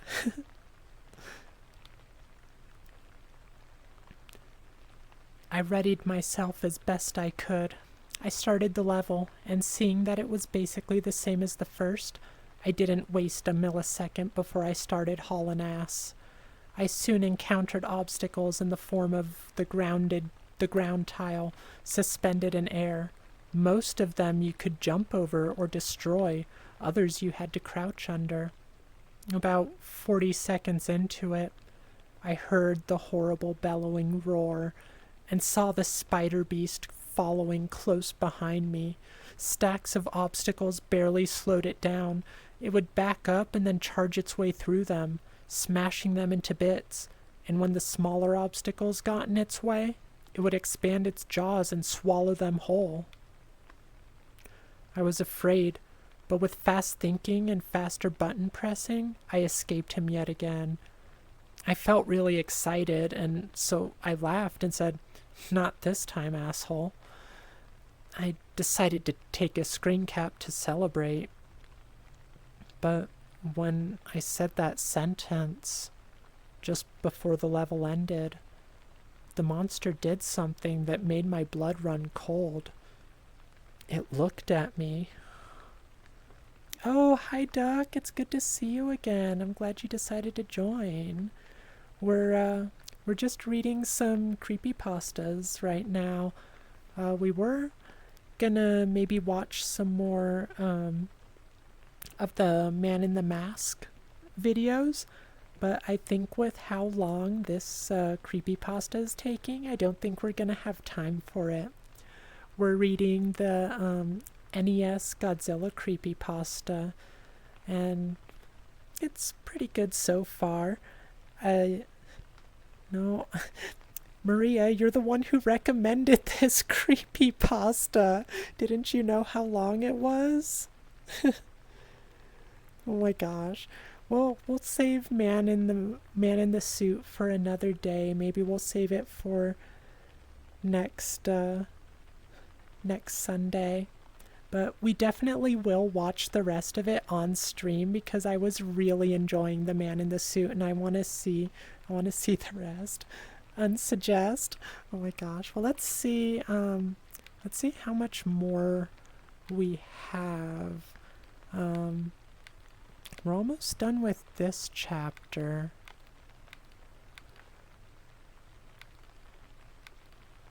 We only have like 17. We only have like 17 more minutes in this stream. Let's see here. Oh, yeah, we're not even halfway through this. Oh, thank you for the raid, Kid Blue. I don't know if which name you'd rather me use, but either way, I totally appreciate the raid. You're awesome.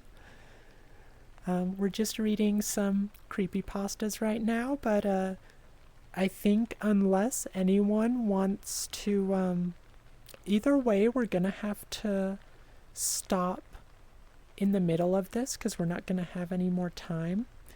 So we can finish.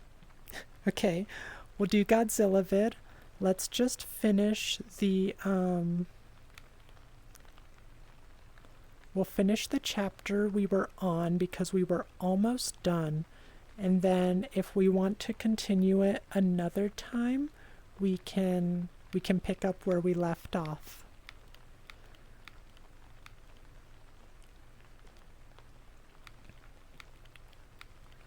Okay, I need to find my place. I had to leave to see how many chapters we had.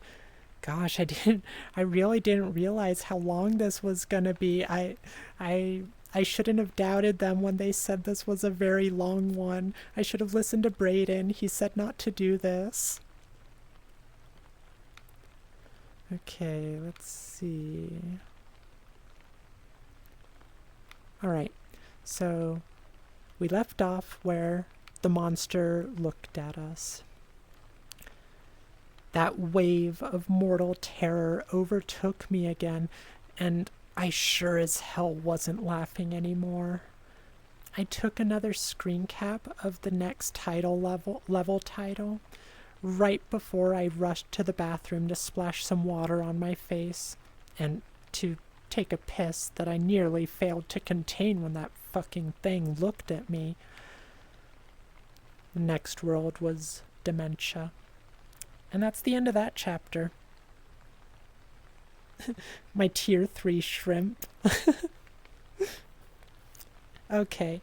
Yeah, thanks for the raid, Chome. I think I called you Chome in a previous stream, but I should have made sure you were okay with that. Alright. Well, let's, in our last little bit of time, we'll go to our analog horror world, and we'll watch, I don't know, however many more videos we can of Man in the Suit. Alright, let's pull up that world. I'm pretty sure I favorited it.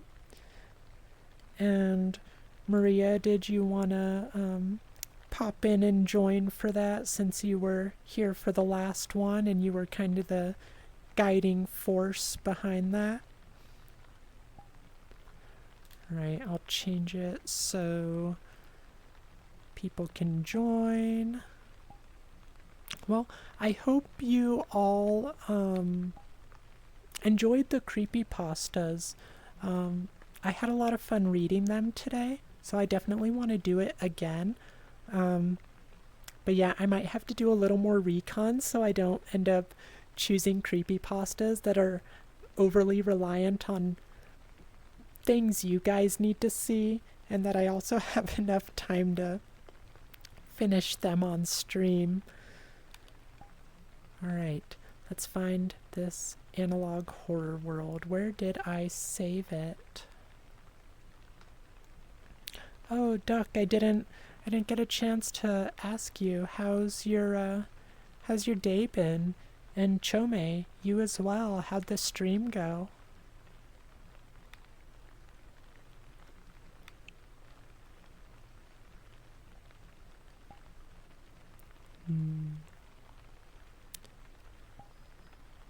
Uh-oh, did I not save that horror world? Oh, no, there it is.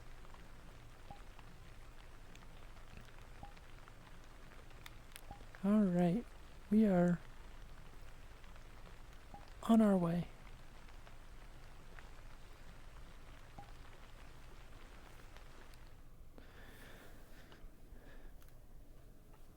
Oh my gosh, been sitting for so long.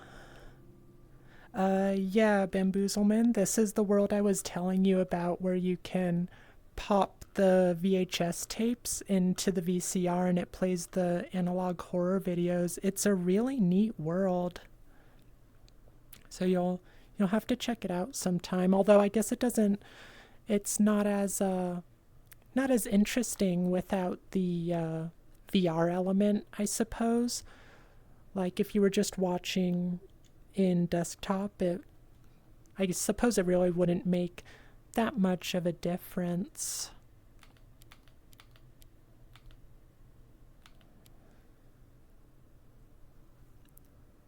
Oh, 2 losses and 1 win, Chome. Well, I guess, 1 win is good. I don't know what the, where did my camera go? I don't know what a usual win rate is for that game. It was, Smite. Was Smite what you were playing?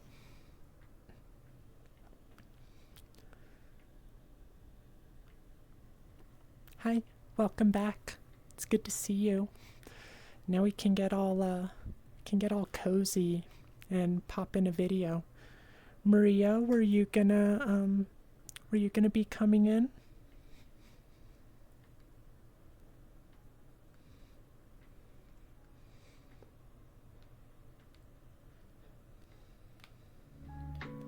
Oh, actually, I don't know if whatever music is playing on here is copyrighted. So, let's see. What tape were we on? Oh wow, there's a lot of tapes here. Let's see, 1, 2, 3, 4, 5, 6, 7, 8, 9, 10, 11. I don't know if they have the, I guess there's a Ghidorah tape that just came out relatively recently, but I don't see it here. Maybe it's under a different name.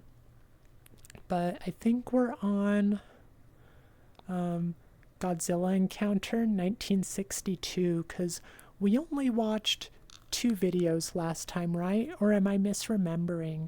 We watched the Godzilla suit incident and then the Anguirus suit incident. But okay, so just so y'all can see, here's the VCR, and you just pop it in like that. It's so cool. I love it. It's just like we're watching the actual tapes. But we'll give it a couple minutes for Maria to get here. Can't really start without her. She's the one who showed me this world. Oh, you're creating a Baldur's Gate character? I'm assuming Baldur's Gate 3, Mew? I haven't played it yet. Um, my brother did, and he enjoyed it a lot. And I'll play it one day, but I'm so bad at getting around to video games in my backlog. I'm kind of hoping that streaming them for you guys will help me get through them a little, because it'll, give me an excuse to actually play them. But we'll see how that actually goes. I'm a pretty slow gamer. Like, it takes me forever to finish games, so I'm gonna need to be selective with what I play for you all so you don't get too bored of them. Oh yeah, Chome, you can totally join in. Um, I have my status on orange, so just request an invite and I'll let you in. You'll definitely show up for spooky games. Yeah, I'm sure you will, Bamboozleman. You want to join in, but just yeah, we won't be here too long. I I've got some plans for after this stream, so we'll get a couple videos in depending on how long. It looks like this first one is 7 minutes, so maybe we'll get 2 videos in if the second one that we watch is on the shorter side. Boo plans. Well, Maria, if we hadn't been reading your Godzilla creepypasta, we would have been here earlier. Yeah, there's always next time. I definitely plan on. This is kind of a nice thing for Sundays. I like doing the story time on Sunday, and then the analog horror also has been a lot of fun. So I think we're gonna keep that consistent. Kind of just, a nice way to wind down before the start of a new week, a new work week anyway. Does Maria like Godzilla?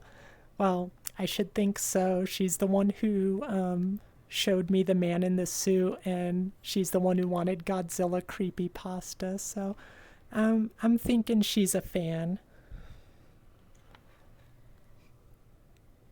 What do you mean, nuh-uh? You don't like it? Why did you recommend it then, you dork? Oh, you're being sarcastic. These teenagers.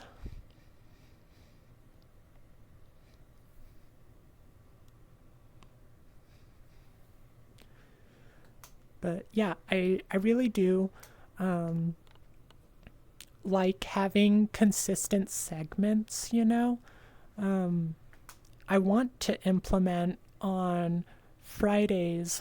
I want to start doing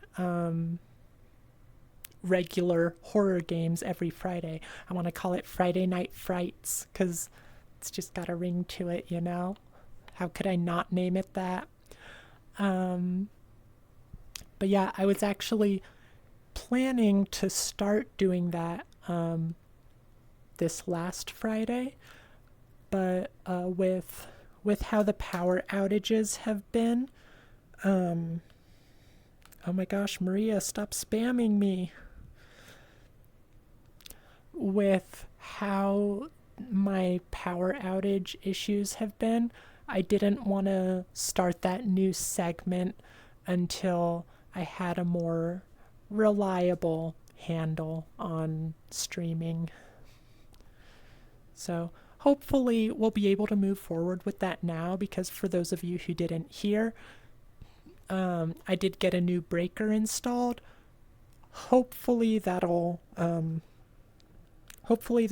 solve what we need. Gosh, Maria, I accepted your invite. Just get here. Stop spamming me with messages.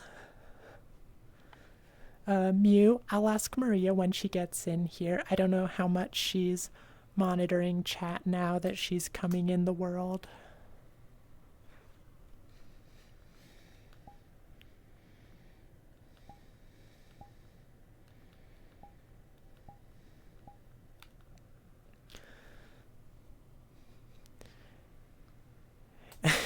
This is true, Derpy. I'm 100% success rate thus far with the new breaker.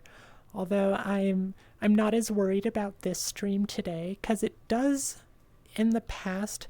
It's, yes, knock on wood, definitely. I only have fake VR wood, but consider it knocked on. Um, but yeah, I'm not as concerned about today because it does seem to act up more during the warmer weather. Not that that's exclusive to when I've had issues, but it does um, increase my odds of a crash. Welcome in, Maria. It's good to see you. Oh my gosh. Here. No. You keep looking the wrong way.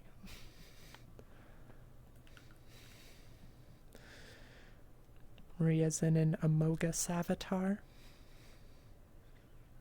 Oh my gosh. This dorky kid. So as soon as Chome gets here, we'll start the video. And oh, that reminds me, I need to get the mirror set up so you can see us while we're watching, because I don't want to oh yes, the pop. Oh my gosh, sorry, I hope you wanted some popcorn. Maria gave you some regardless. Maria, Mew was asking what your favorite Godzilla movie is.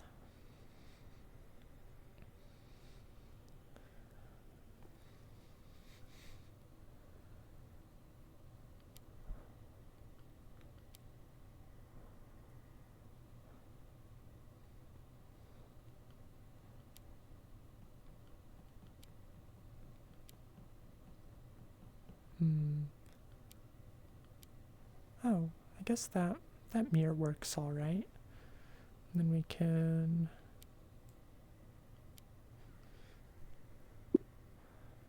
one from the 2000s is what she says.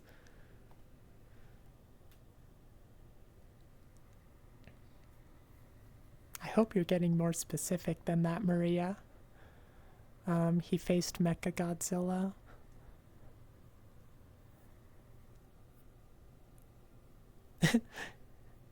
Mew says, yes, thank you. Okay, I get it. Astral knows what's up.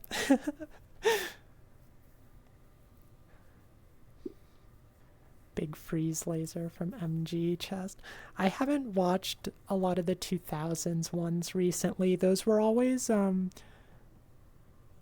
those and the Showa era ones were weaker for me. Like Heisei era was definitely my my main Godzilla fandom, because that's when I was growing up, was in the 90s. So I watched a lot of those ones, and Destroya is okay. We're waiting for Chome, and then we can start it.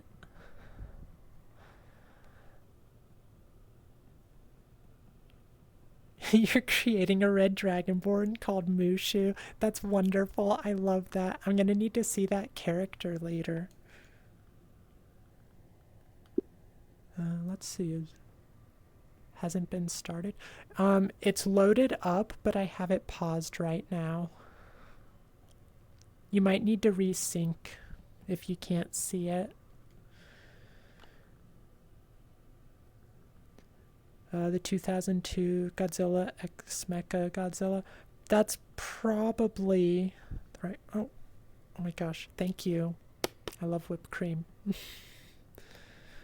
Chome. Let me see if Chome's on. I can just send him an invite.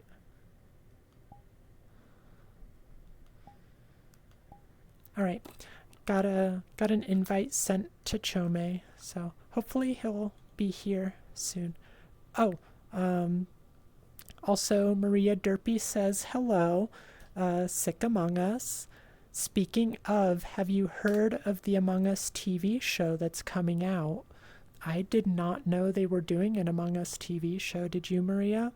Yeah, Maria didn't know either. Here, let me get a view of both of us.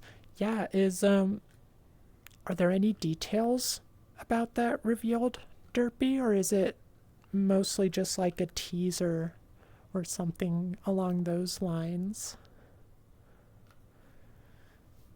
Because, I mean, I suppose if they went like all in on the horror, they could make a good Among Us movie, but that's definitely not what's going to happen. It's definitely going to be something that caters to the younger fans, which, that's not a bad thing, but it's probably not going to be something I'll be super interested in if that's the case. No idea. You just saw that it's coming out. And is there a trailer revealed or released? I'll have to take a look at that sometime. Gosh. There. Now I'm not complete. I hate how the camera mirrors. I wish I could find a way to reverse the mirroring of the VR chat camera. Hi Chome, welcome in. Haven't seen you for a while. By the way, obviously Chome streams also, so go check him out if you want to see some, Smite gameplay. But yeah, let's sit down and we will watch some Man in the Suit. Let's see. What will be the best? And Chome, the video should be loaded up. If you can't see it, try resyncing. Let me just get this anchored here. Oh my gosh, I need to find my seat.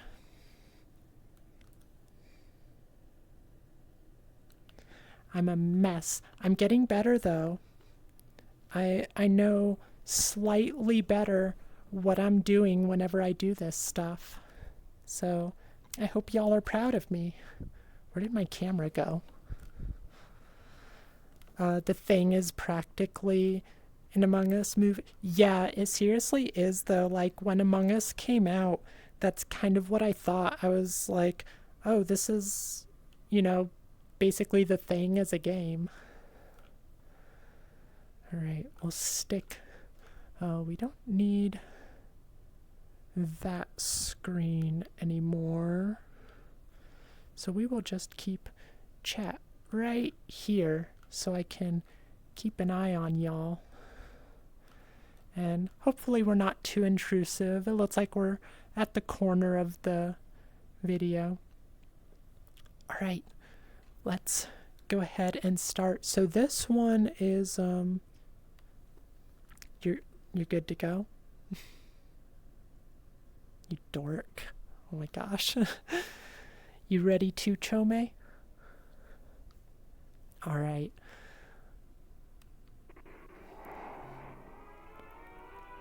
Alright, so this one's just another Godzilla-centric video. Titanic, terrifying.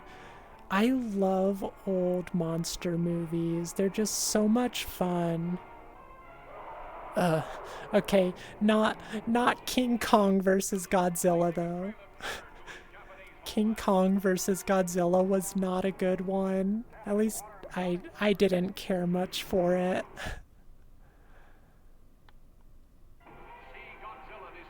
Is this supposed to be cutting out like that? Yeah, it is. Okay. But yeah, like, it's so ridiculous. King Kong, like, powers himself up because Godzilla was of course, gonna beat King Kong. So they had to make King Kong able to power himself up by just gnawing on power lines because for some reason that's gonna power up King Kong. Like, what the heck?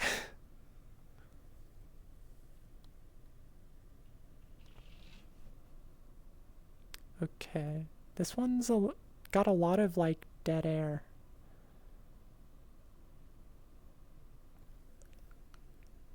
Volumes all the way. Oh my gosh. Wait, is there talking? Did I... No, I have sound. We heard sound. Oh my god. Okay. Like I said, I know what I'm doing. With the man in the suit being the only Godzilla suit. Gosh, they would rather use their abomination than get a new suit made.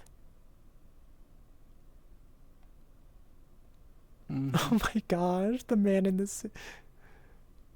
The man in the suit's a real nationalist. Oh my gosh, maybe I'm just weak, Derpy. Oh, so okay, this is our narrator then.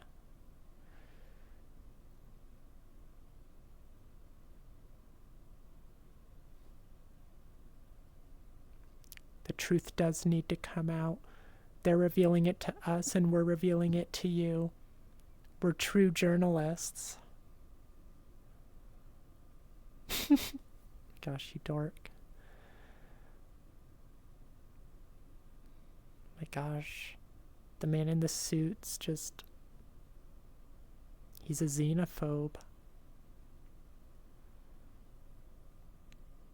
Although, just societally speaking, a lot of the southeastern Asian countries are very, you know, xenophobic at worst, nationalistic at best, I suppose. I don't know if I can say best versus worst, but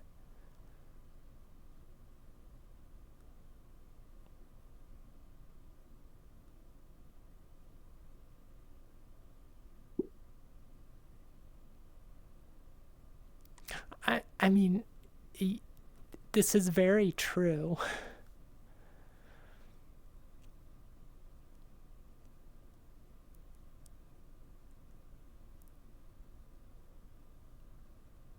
Oh no. What happened? Did he beat up King Kong and infect him? Or if he doesn't like him, maybe he just wanted to kill him.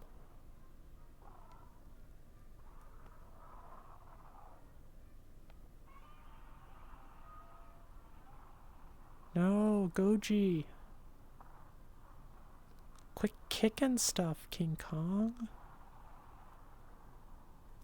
I do probably need to rewatch this one again just to see if it's any better than I remember it, but oh my gosh. What the heck? Did they just fall through everything? Isn't that part of the actual movie, though?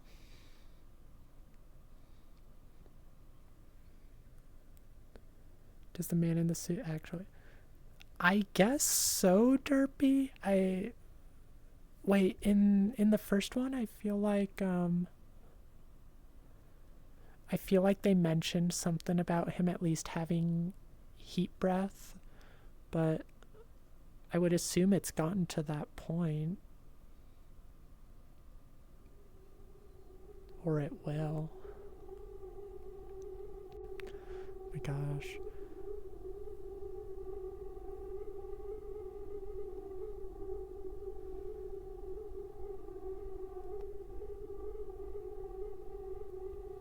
All right, so we don't get a King Kong. We just have a corpse now.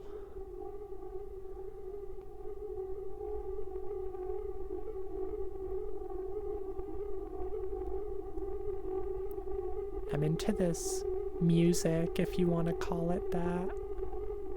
It's very atmospheric. Oh no, the power went out. That's the scariest part.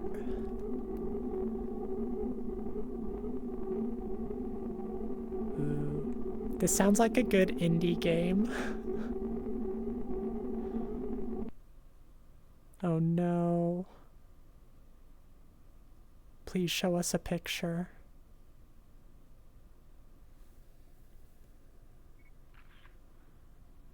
Oh, that's where that picture comes from?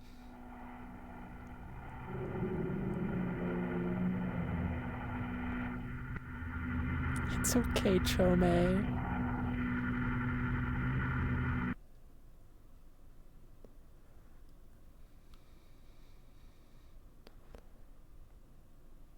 Is that the end? Yeah, that's the end. Alright, Maria, pop in the next one.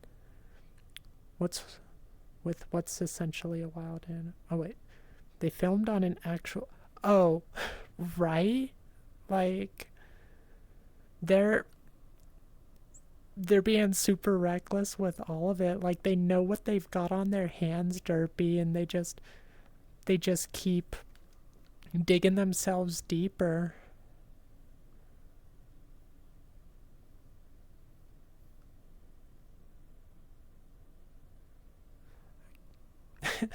Okay, yeah, you got it, Maria. Oh, can you not put it in? Okay. Here, I'm gonna move you guys a little bit so that you don't have, we don't want you to have the video cut off.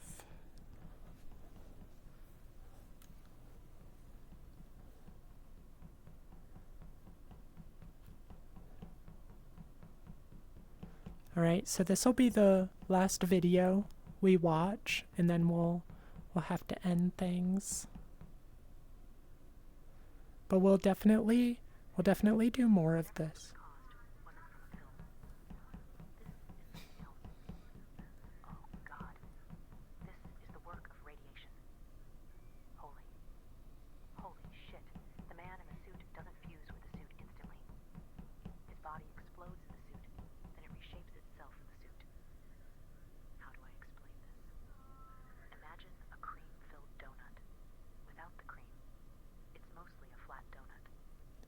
Can y'all hear? It's kind of quiet. It basically filled up all the space. But him and the cream-filled donut are different. The cream and donut are separate entities. There is a barrier so they don't mix. The man in the suit, however, his skin, his flesh, his bones, it's fusing with the suit. You can't? Would be the suits. Right. Yeah, I have that turned up, Maria. I turned up my, oh, Maria, can you start it over? I turned up my volume, like, as high as it will go. So, is it any better now?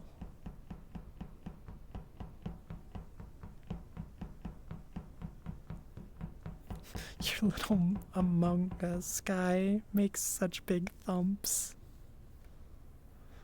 Your nails are pretty, Maria. Oh, they're the little Among Us.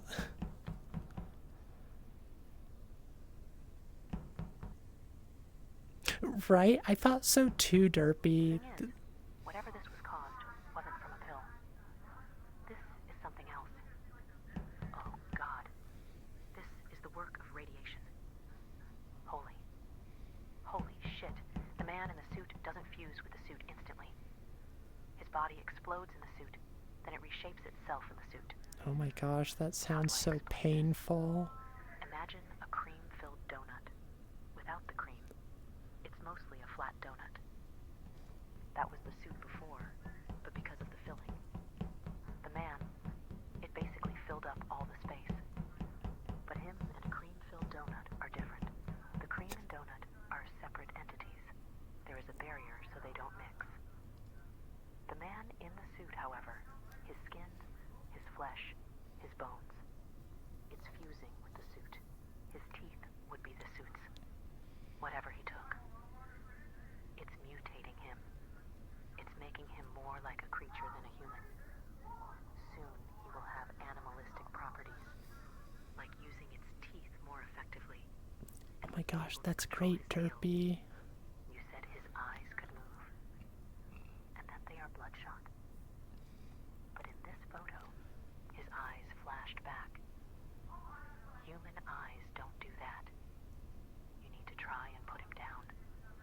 If not, it is probably too late for mankind. My gosh. So ominous.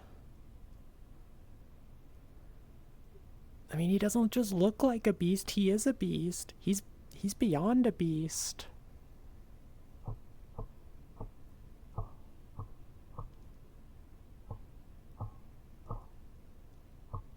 Oh my gosh, it's basically Shin Godzilla.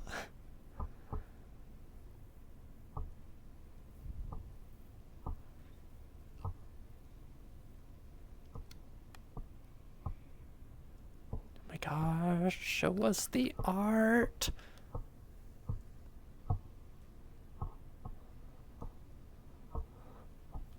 Yes. Come on.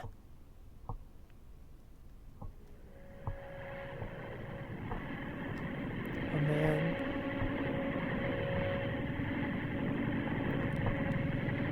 Those teeth are nasty. Oh my gosh, that straight up is Shin Godzilla. That's little baby Shin. Yeah, this is so much Shin Godzilla.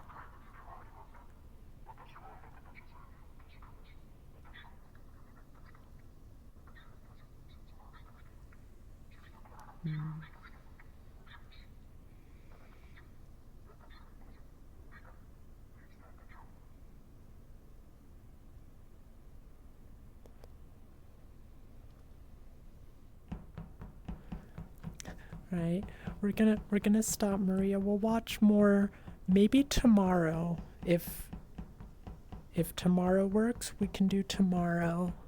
But yeah, I already pushed it a little later than I should have, so I'll have to say my goodbyes. Yeah, how about next time if we, I don't know, would you guys rather, I don't know how many of you are available on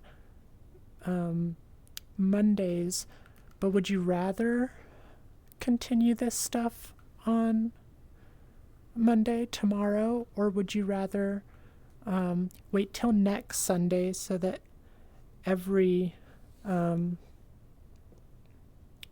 that everyone can see it? Here, let me get that this is so hard on here. I'll be right back. I need to take care of that bot.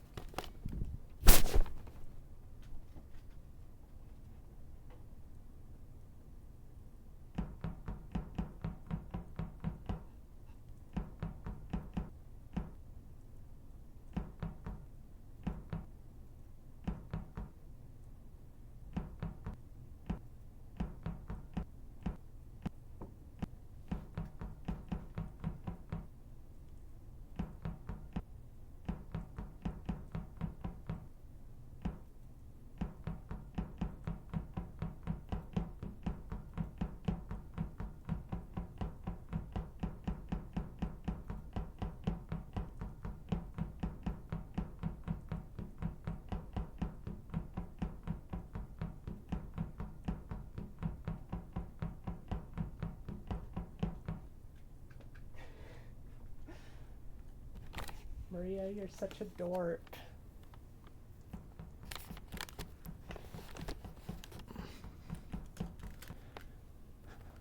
Look at that. I did a stream thing. And in the meantime, y'all had Maria to entertain you. All right. Well, that's gonna do it for today. I had a lot of fun. This was a good time. Thank you all for joining me so much. And I look forward to seeing you next time, whenever that is for you, whether it's tomorrow or, next Sunday.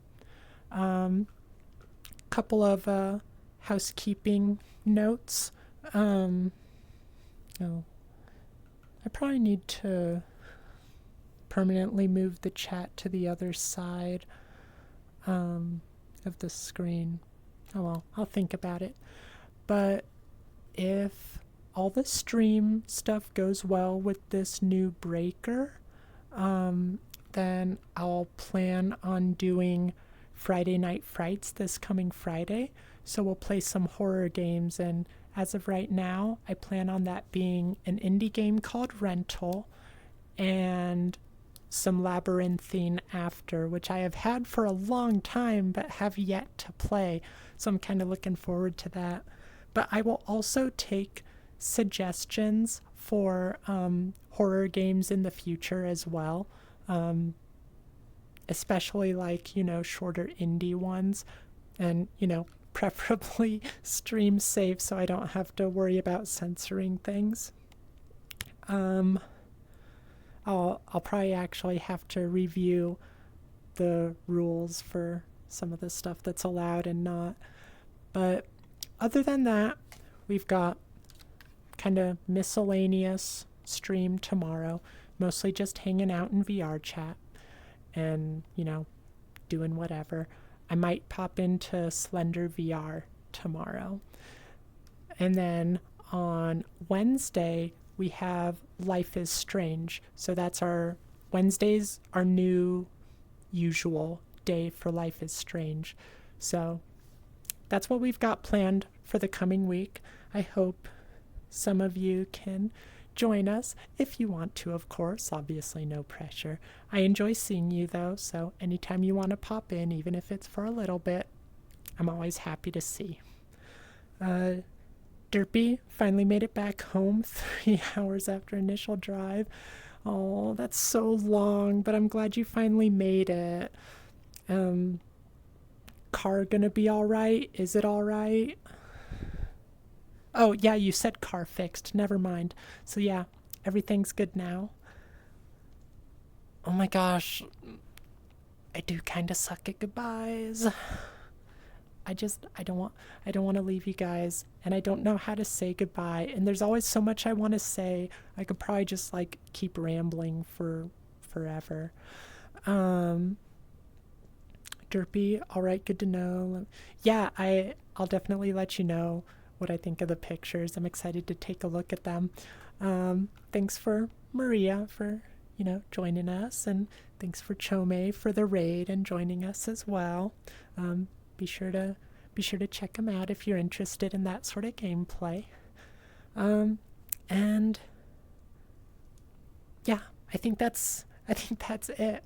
So I'll see you all next time. Love you all so much. Thank you for joining and being just a wonderful group of people to hang out with. Maria says bye too. All right. And with that, we're gonna call it good. We're gonna end this stream. I never go to the stream ending screen enough. Oh my gosh. You're a little brat. Okay. All right. That's it. So long. Be good to each other. Until next time. Goodbye.